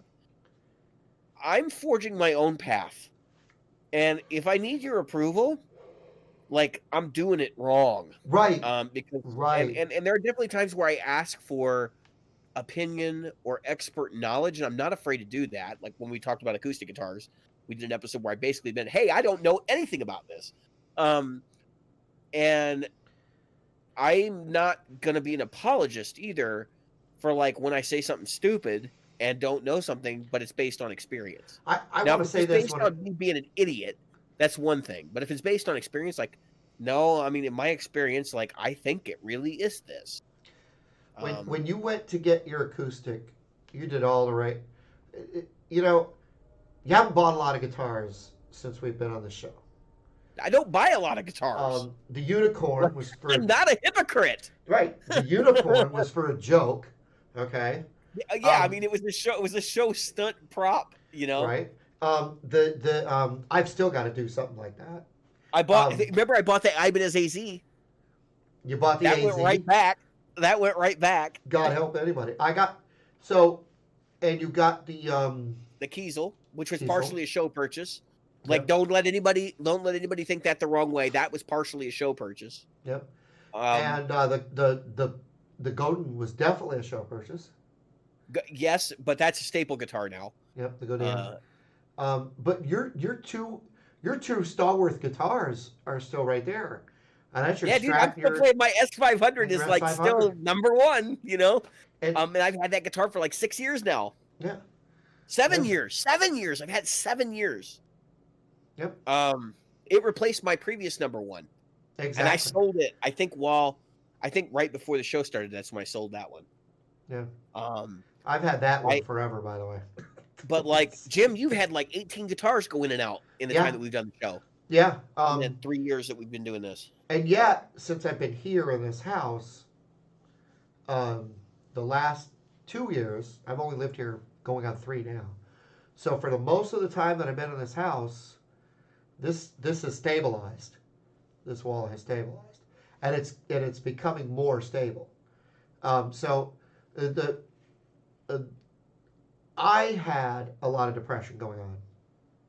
Yeah, dude. And I tried to fill that depression with movement of gear. With things.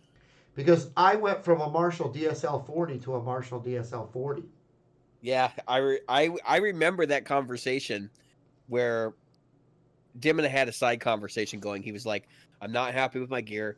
He was using a Hughes and Kettner, and he had bought the Hughes and Kettner because he was in a band, and the other guy didn't like his Marshall, and so he went and bought a Hughes and Kettner, and then he played it for like 2 years, and I'm like, the whole time he hated it. I could tell he hated it, and then he was like, I like this, or whatever. And then one day he's just like, no, I need to do something different.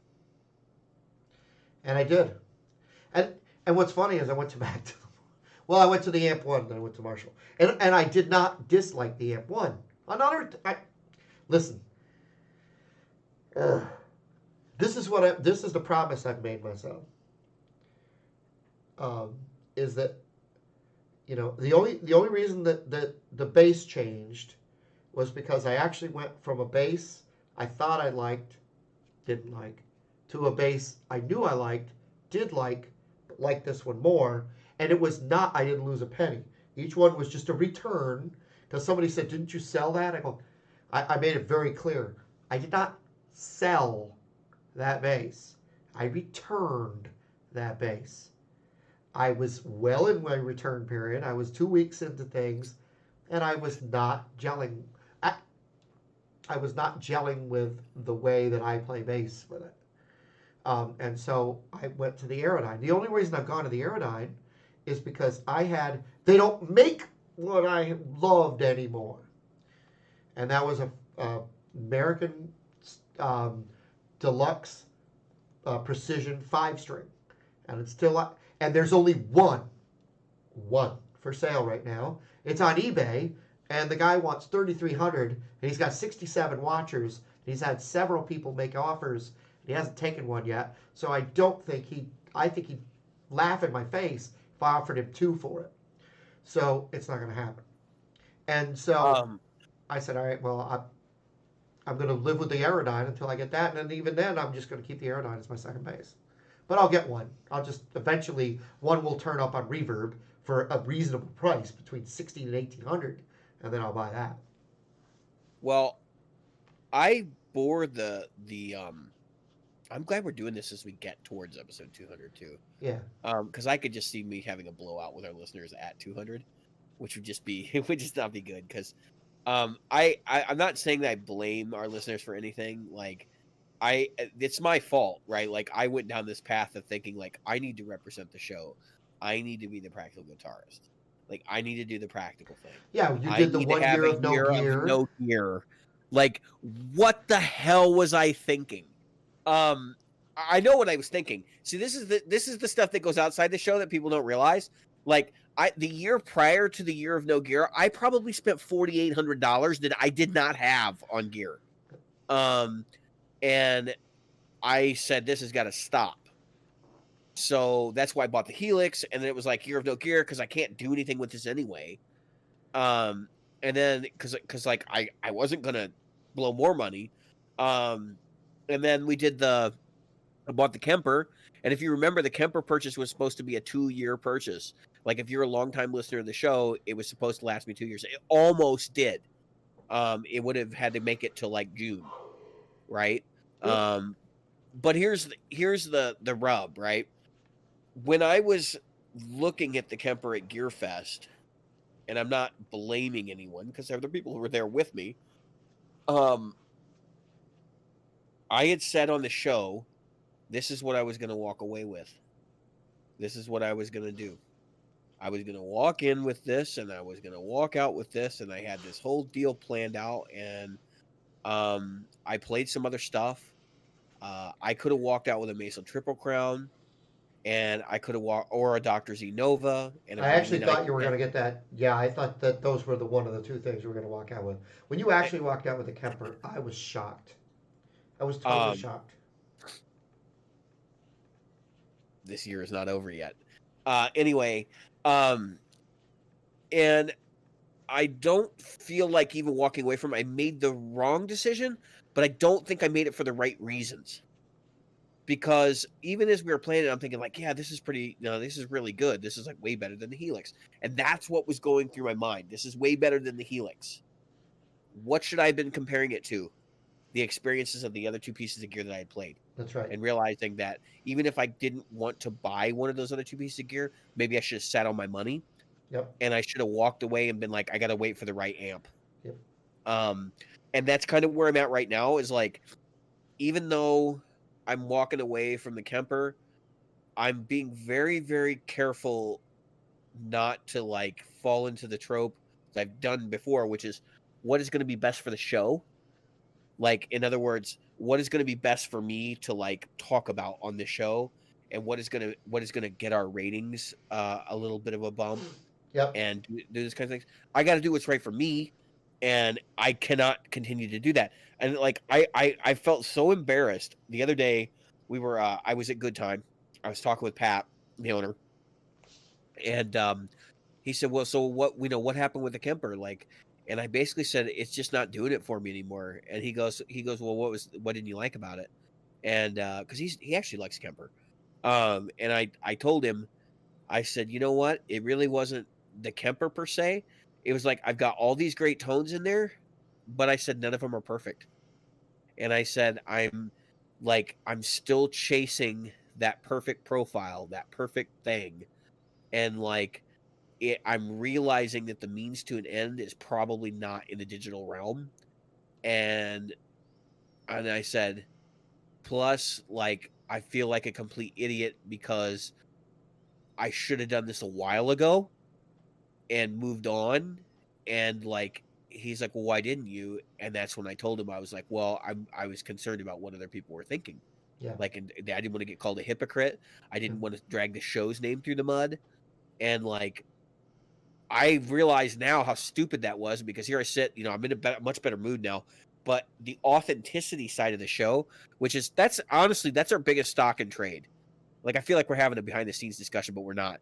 Our biggest stock and trade on this show is we're authentic. If I don't like what Philip McKnight's doing, I'm not going to blow smoke up his ass. Right. I've never done that on this show. Nope. And the same thing with you, Jim. Like, I've made it very clear. There are certain YouTube personalities that if I see them in person, I'll probably just punch them or like say something angry to them because I just don't like them. The Toad King. The Toad King specifically. We did a whole episode where I just ripped that guy a new one.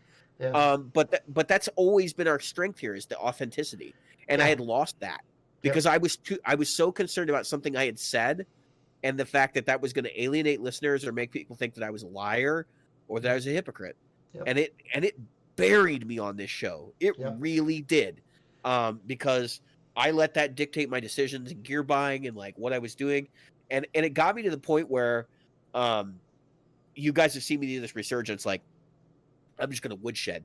I'm going to woodshed my ass off, and I'm going to work really hard at playing over and over and over and do the same things and just get really good at the guitar.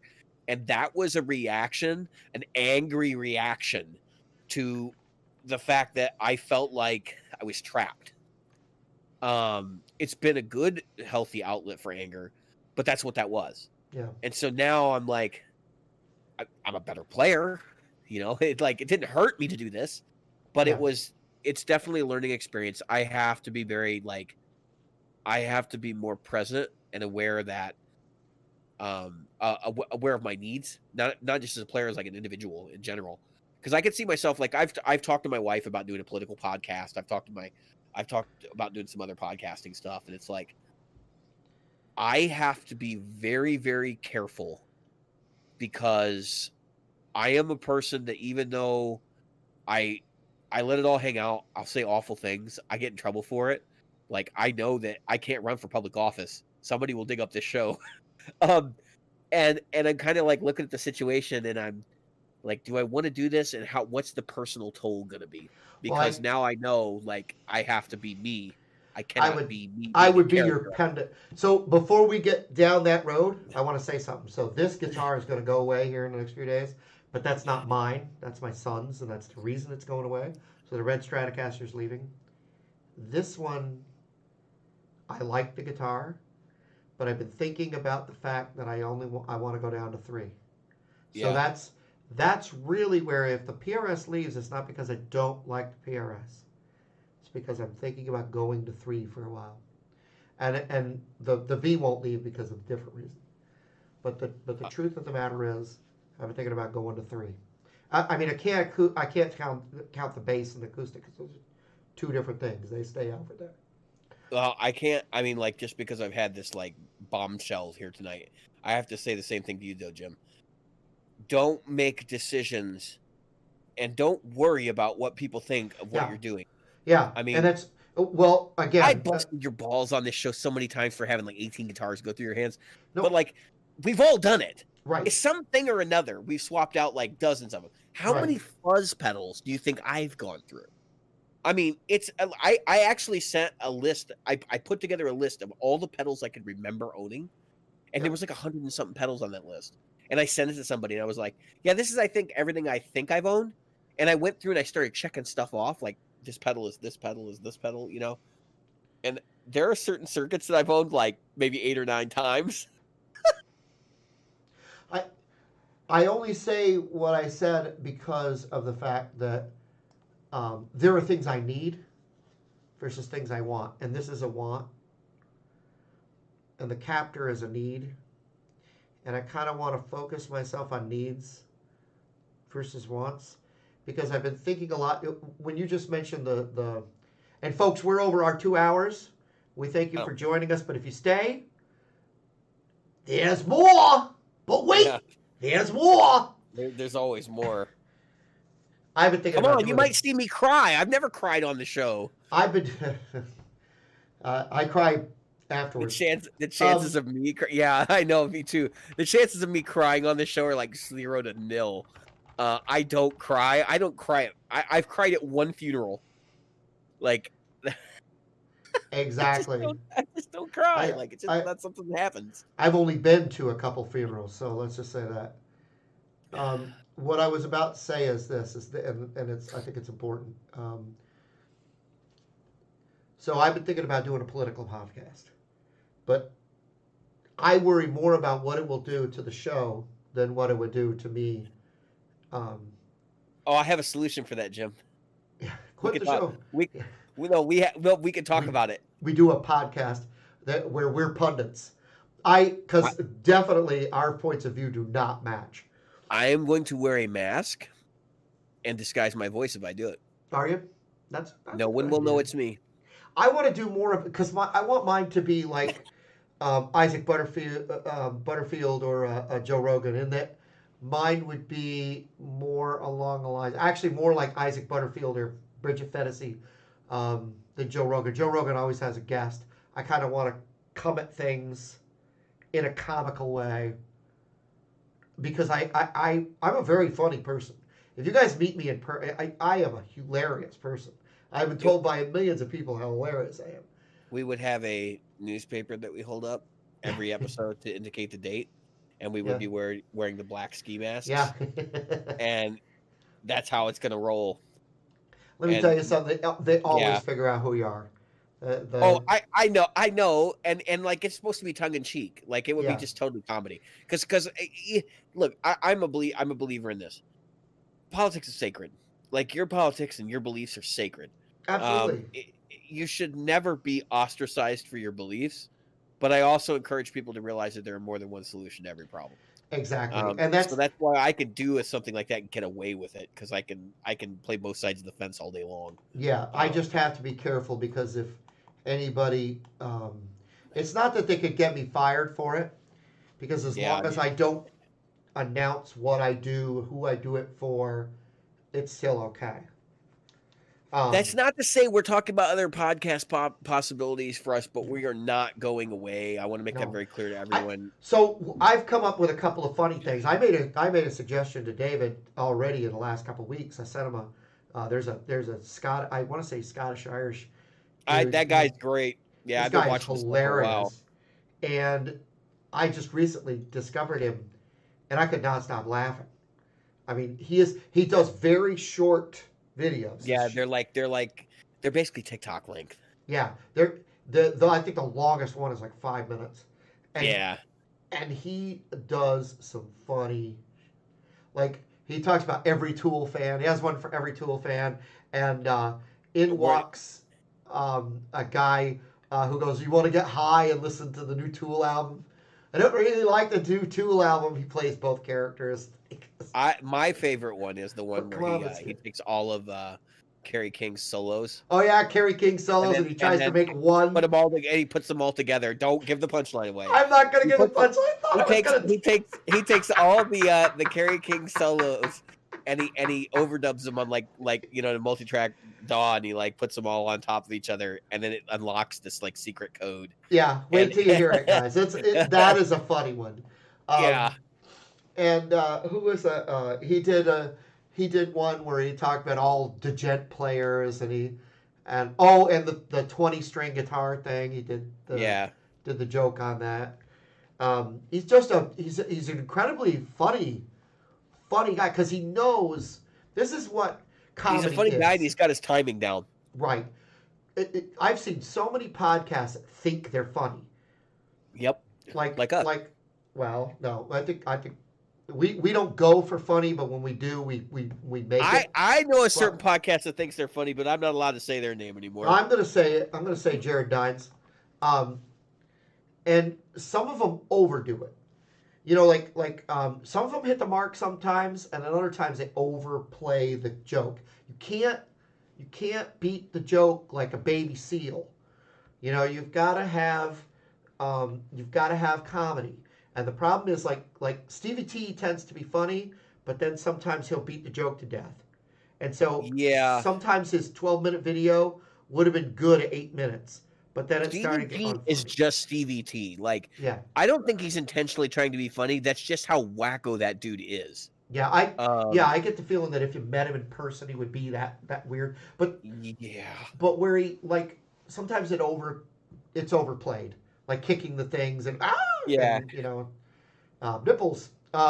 Where a guy like the kid we were talking about, or Music Is Wind. He's very dry. It never strikes me as funny, and I know funny. Yeah, I know funny. I love comedy, and Jared Dines has never struck me as funny, not in the least. So it's either a generational thing, or he's just not really that funny. It's just people see it and they go, "Oh, I've never seen anything like that. It must be funny, and so I should laugh, because it won't be cool if I don't laugh." Because I've never seen anything that he did that I thought was in the least bit funny. And he tries to do the jokes thing and everything else, but I've been trying Yeah, go ahead. Sorry, I have to explain this, because I've been going over here and going like this a lot during this episode. I'm on milkmansound.com. Oh, yep. Looking at their amplifiers, and I'm looking at the prices. And I'm literally sitting here gasping, because I'm like, I can buy their version of a deluxe reverb for the price of a vintage one. Oh my God. They're like, dude, they're like, here. I think this is supposed to be a deluxe reverb copy, the 20-watt creamer, and it is $28.99. What? That's a lot. What?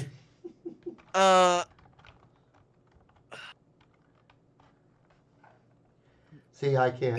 In what world will this have more value than a deluxe reverb from the 60s? This is a bad idea.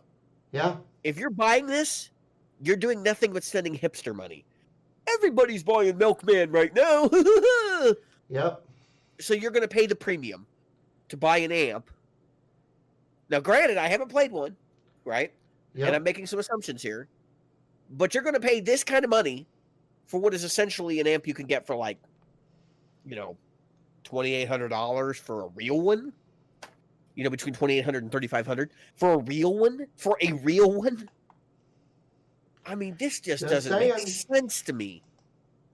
Like, what is with people? Who's the other guy? And I'll call him out because I don't want him on the show. Doug Cower. Cower. Yeah. Jim and I have had conversations about Doug Cower behind the scenes. Doug makes basically complete knockoffs of Gibson Firebirds and stuff like that. Yep. And I don't care that he's making knockoffs, but he's charging more than the real thing in some cases. It's like, why would you do that? I mean, now in the amplifier world, I kind of get it. It's like, well, I got one that's an original and it breaks down a lot, so I'm going to buy this new one. But it sort of still doesn't make sense because you can get them serviced and get them fixed up, and if you send them to the right place, you'll never have to have them worked on again. Yeah. Other than do caps every 10 years, you know. Right. I don't get it. I don't get, dude. I know there's so many things in this industry right now that are just like mind-boggling to me. And I know That's definitely one like of them. 1, 2, 3, 4, 5, 6, 7, 8, 9, 10, 11, 12, 13, 14, 15, 16, 17 products that he makes. Holy crap. 5-watt. Remember 5-watt World was a big fan of Milkman. Yep. So I know about Benson too, right? And they're kind of affiliated, like they know each other. Let's see what Benson Monarch goes for. It's a 15-watt amp, and I think these are supposed to be like more tweed-like, I think. Oh, these are affordable. Like $750 for a Benson Monarch, which I think is like a 5-watt head. Mm-hmm. 5-watt World, Keith kind of makes me laugh in a way because he started so off. Pretentious. He's good, but he's pretentious. Yeah, it's funny to watch him because he talks about how you should have one guitar. That was his big thing in the beginning. Beware the man with one guitar, and I kind of followed his channel as a result of it. But now I guess he's hit a new mark with the short history of, and he does the Les Paul and he does the, yeah, he's done a bunch of those. But and it's like if you don't know those stories and you're watching these videos, like I'm kind of surprised. It's not. There's nothing revolutionary in them. I hate it when we cover stuff that like I know the audience knows. Yeah. But we do it because we do know there are certain members of our audience who may not know. Yeah. So we try to give it to you in the fastest way we can, right, so we can get through it. But I'm looking at this Monarch. Actually, this is kind of cool because it's based on a Bogan PA head.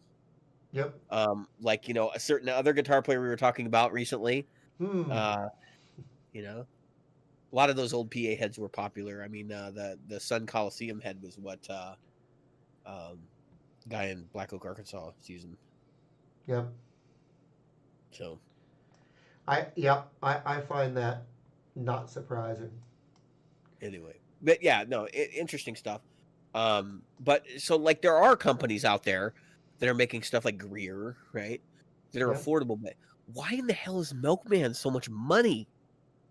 Like, what is it about him? I don't know. Commands $3,000. Yeah, I honestly don't know. I've never heard of Milkman in person, so I don't know.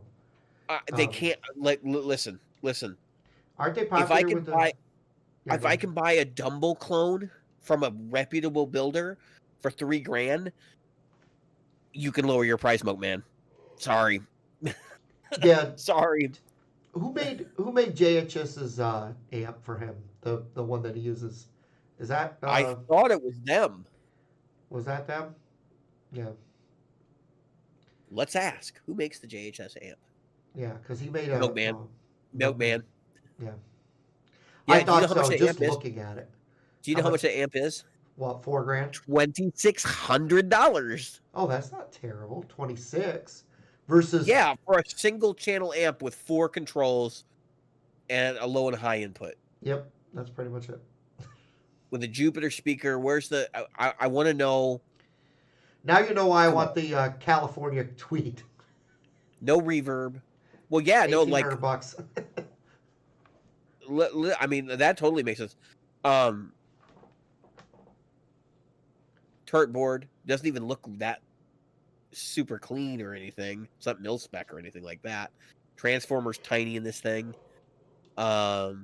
Which, a lot of the old Fender amps had tiny transformers. There's no reverb on this amp. It has a pair of 606s. Yeah. It's supposed to be, what do they call it, one louder or something like that. Louder is better. It's the loud is more good. Loud is more good, that's it. Yeah, I mean, this is basically like a Fender pedal platform. Yeah. And they want to charge $2,600 for it. No, thank you. I will buy the vintage alternative. Yeah. Which in this case would be just a regular old deluxe, Yeah. not a deluxe reverb or anything. So Yeah. you could probably get that for around 2,500, I would say. Yeah. Things that boggle my mind. Things that boggle the mind. Single channel amp, 2 inputs. Yep. $2,600, which means that you are paying, was it $1,300 per input. $1,300 per input. Let that sink in for a minute. Yeah. Not even per channel, per input. Now, let's switch gears, shall we? Let's switch gears, shall we? Let's go to a real boutique company in that they are a small shop. They build their own cabinets. They spec their own speakers from other manufacturers.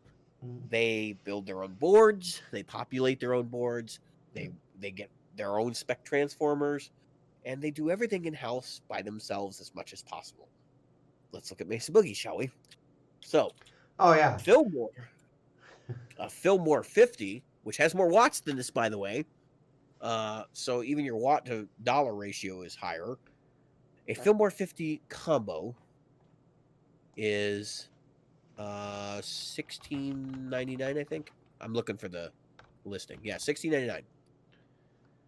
With that, you get 1, 2, 3, 4, 5, 6, 7 controls per channel. Yep. 2 channels, 3 modes per channel, 2 one's a foot switch. So you get a foot switch on this guy because you got multiple channels. And you also have I thought you had selectable guitar input level. Guess you don't. You get an effects loop. Who'd have thought, right? You might want an effects loop if you're going to buy a pedal platform. A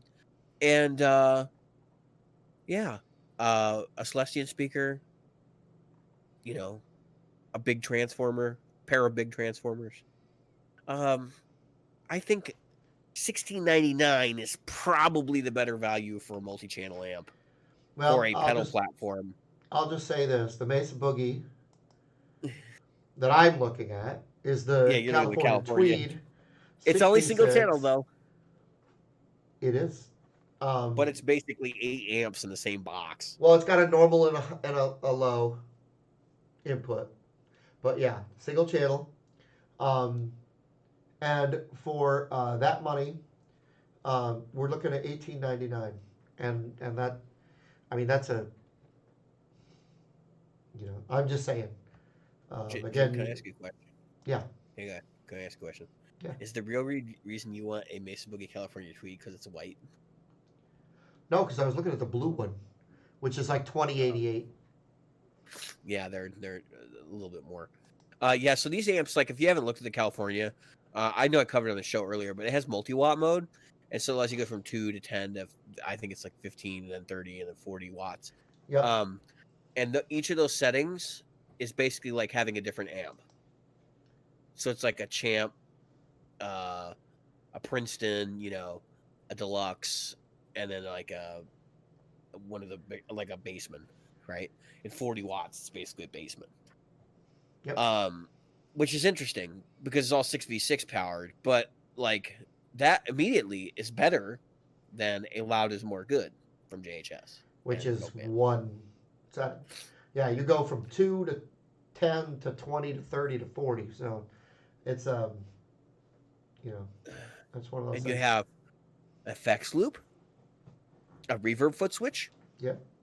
There's some tubes in there. There's some transformers in there. Yep. You get a Jensen speaker. Yep. So you don't have to overpay if you need a replacement speaker. Yep. Because that's when I look at these these amps from Milkman. I'm going, you got your own speaker? Does that mean that I'm going to have to like pay a lot of money to get a replacement speaker from you idiots? If mine blows, like,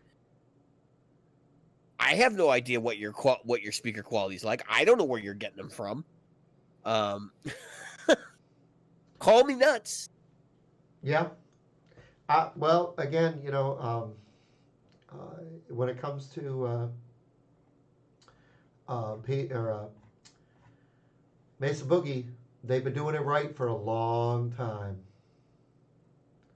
A Yeah, I long mean, time. since what, like 73, 74. Yep. Um, I got to get Pat on the show. We got to get him on the show. Maybe after 200, we'll have him come on. Even if it's just me talking to him in the store, like with a recorder or something, because I want him to talk about. Um,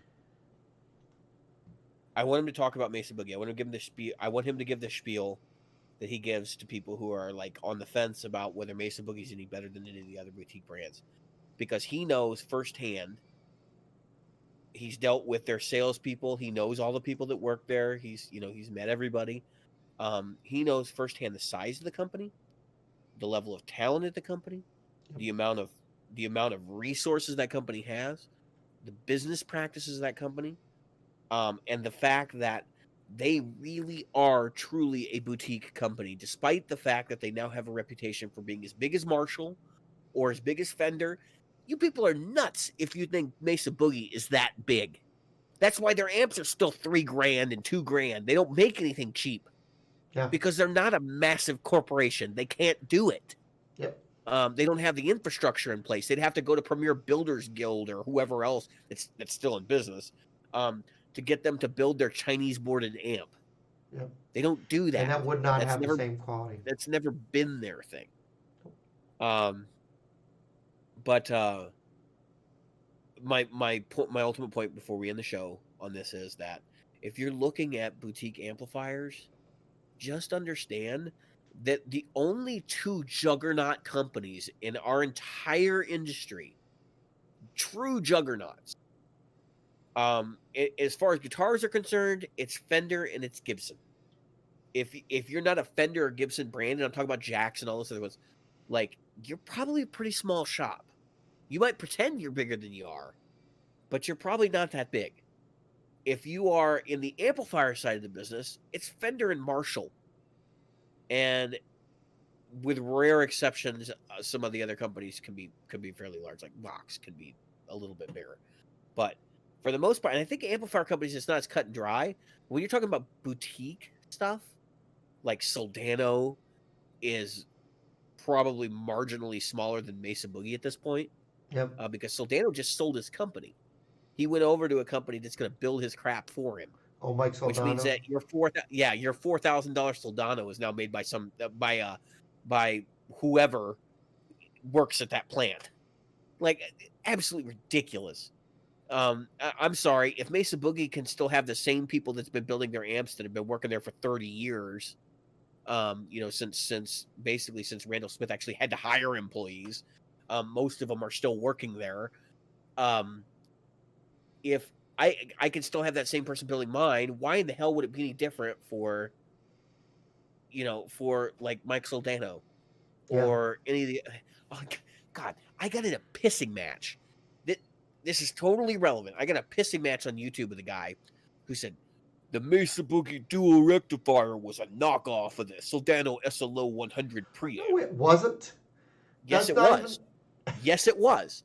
The original dual rectifier preamp is identical to the Soldano SLO 100 preamp. Right. The difference is the power section. Okay. Right. And you can hear there's an interview with Dave Friedman on his podcast. I forget the name of it. Tone Had Soldano on there. And they were making fun of the Mesa Boogie power amp because they don't understand it. They don't understand the market they're building for, because the Mesa Boogie power amp is supposed to be neutral. The whole point is you get all your gain from the preamp in those amps. Like, that's what the dual rec was supposed to be. And like, oh, well, he ripped off the Soldano power or the preamp and he has a crappy power amp. He did it for a different reason. And you can't, like, it's a circuit. Everybody takes circuits and they slowly modify them. They do different things. The new Mesa Boogie Badlander just came out. I guarantee you the preamp is not identical to any Soldano preamp. It's just that's what they happen to use as the basis for their gain staging. And they knew that the real star of that amp was going to be the power amp. Mhm. I mean, it's a dual rectifier, rectifier, folks. It has yeah. a switchable rectifier. Gee, I wonder if they thought that the power amp was going to be a feature of that amplifier. Yeah. Yeah, I the mean, dual rec and the triple rec, that was their big selling point. yeah, on the whole line, because they had a whole Yeah. rectifier line. Remember, they had like the Blue Yeah. Angel and all the other Yes, stuff. Like the yes. whole idea was like that they were all these based on this similar like It was all for the design. metal players. Yeah. So, yeah, they were all for the metal players, except for like the Nomad, which was Right.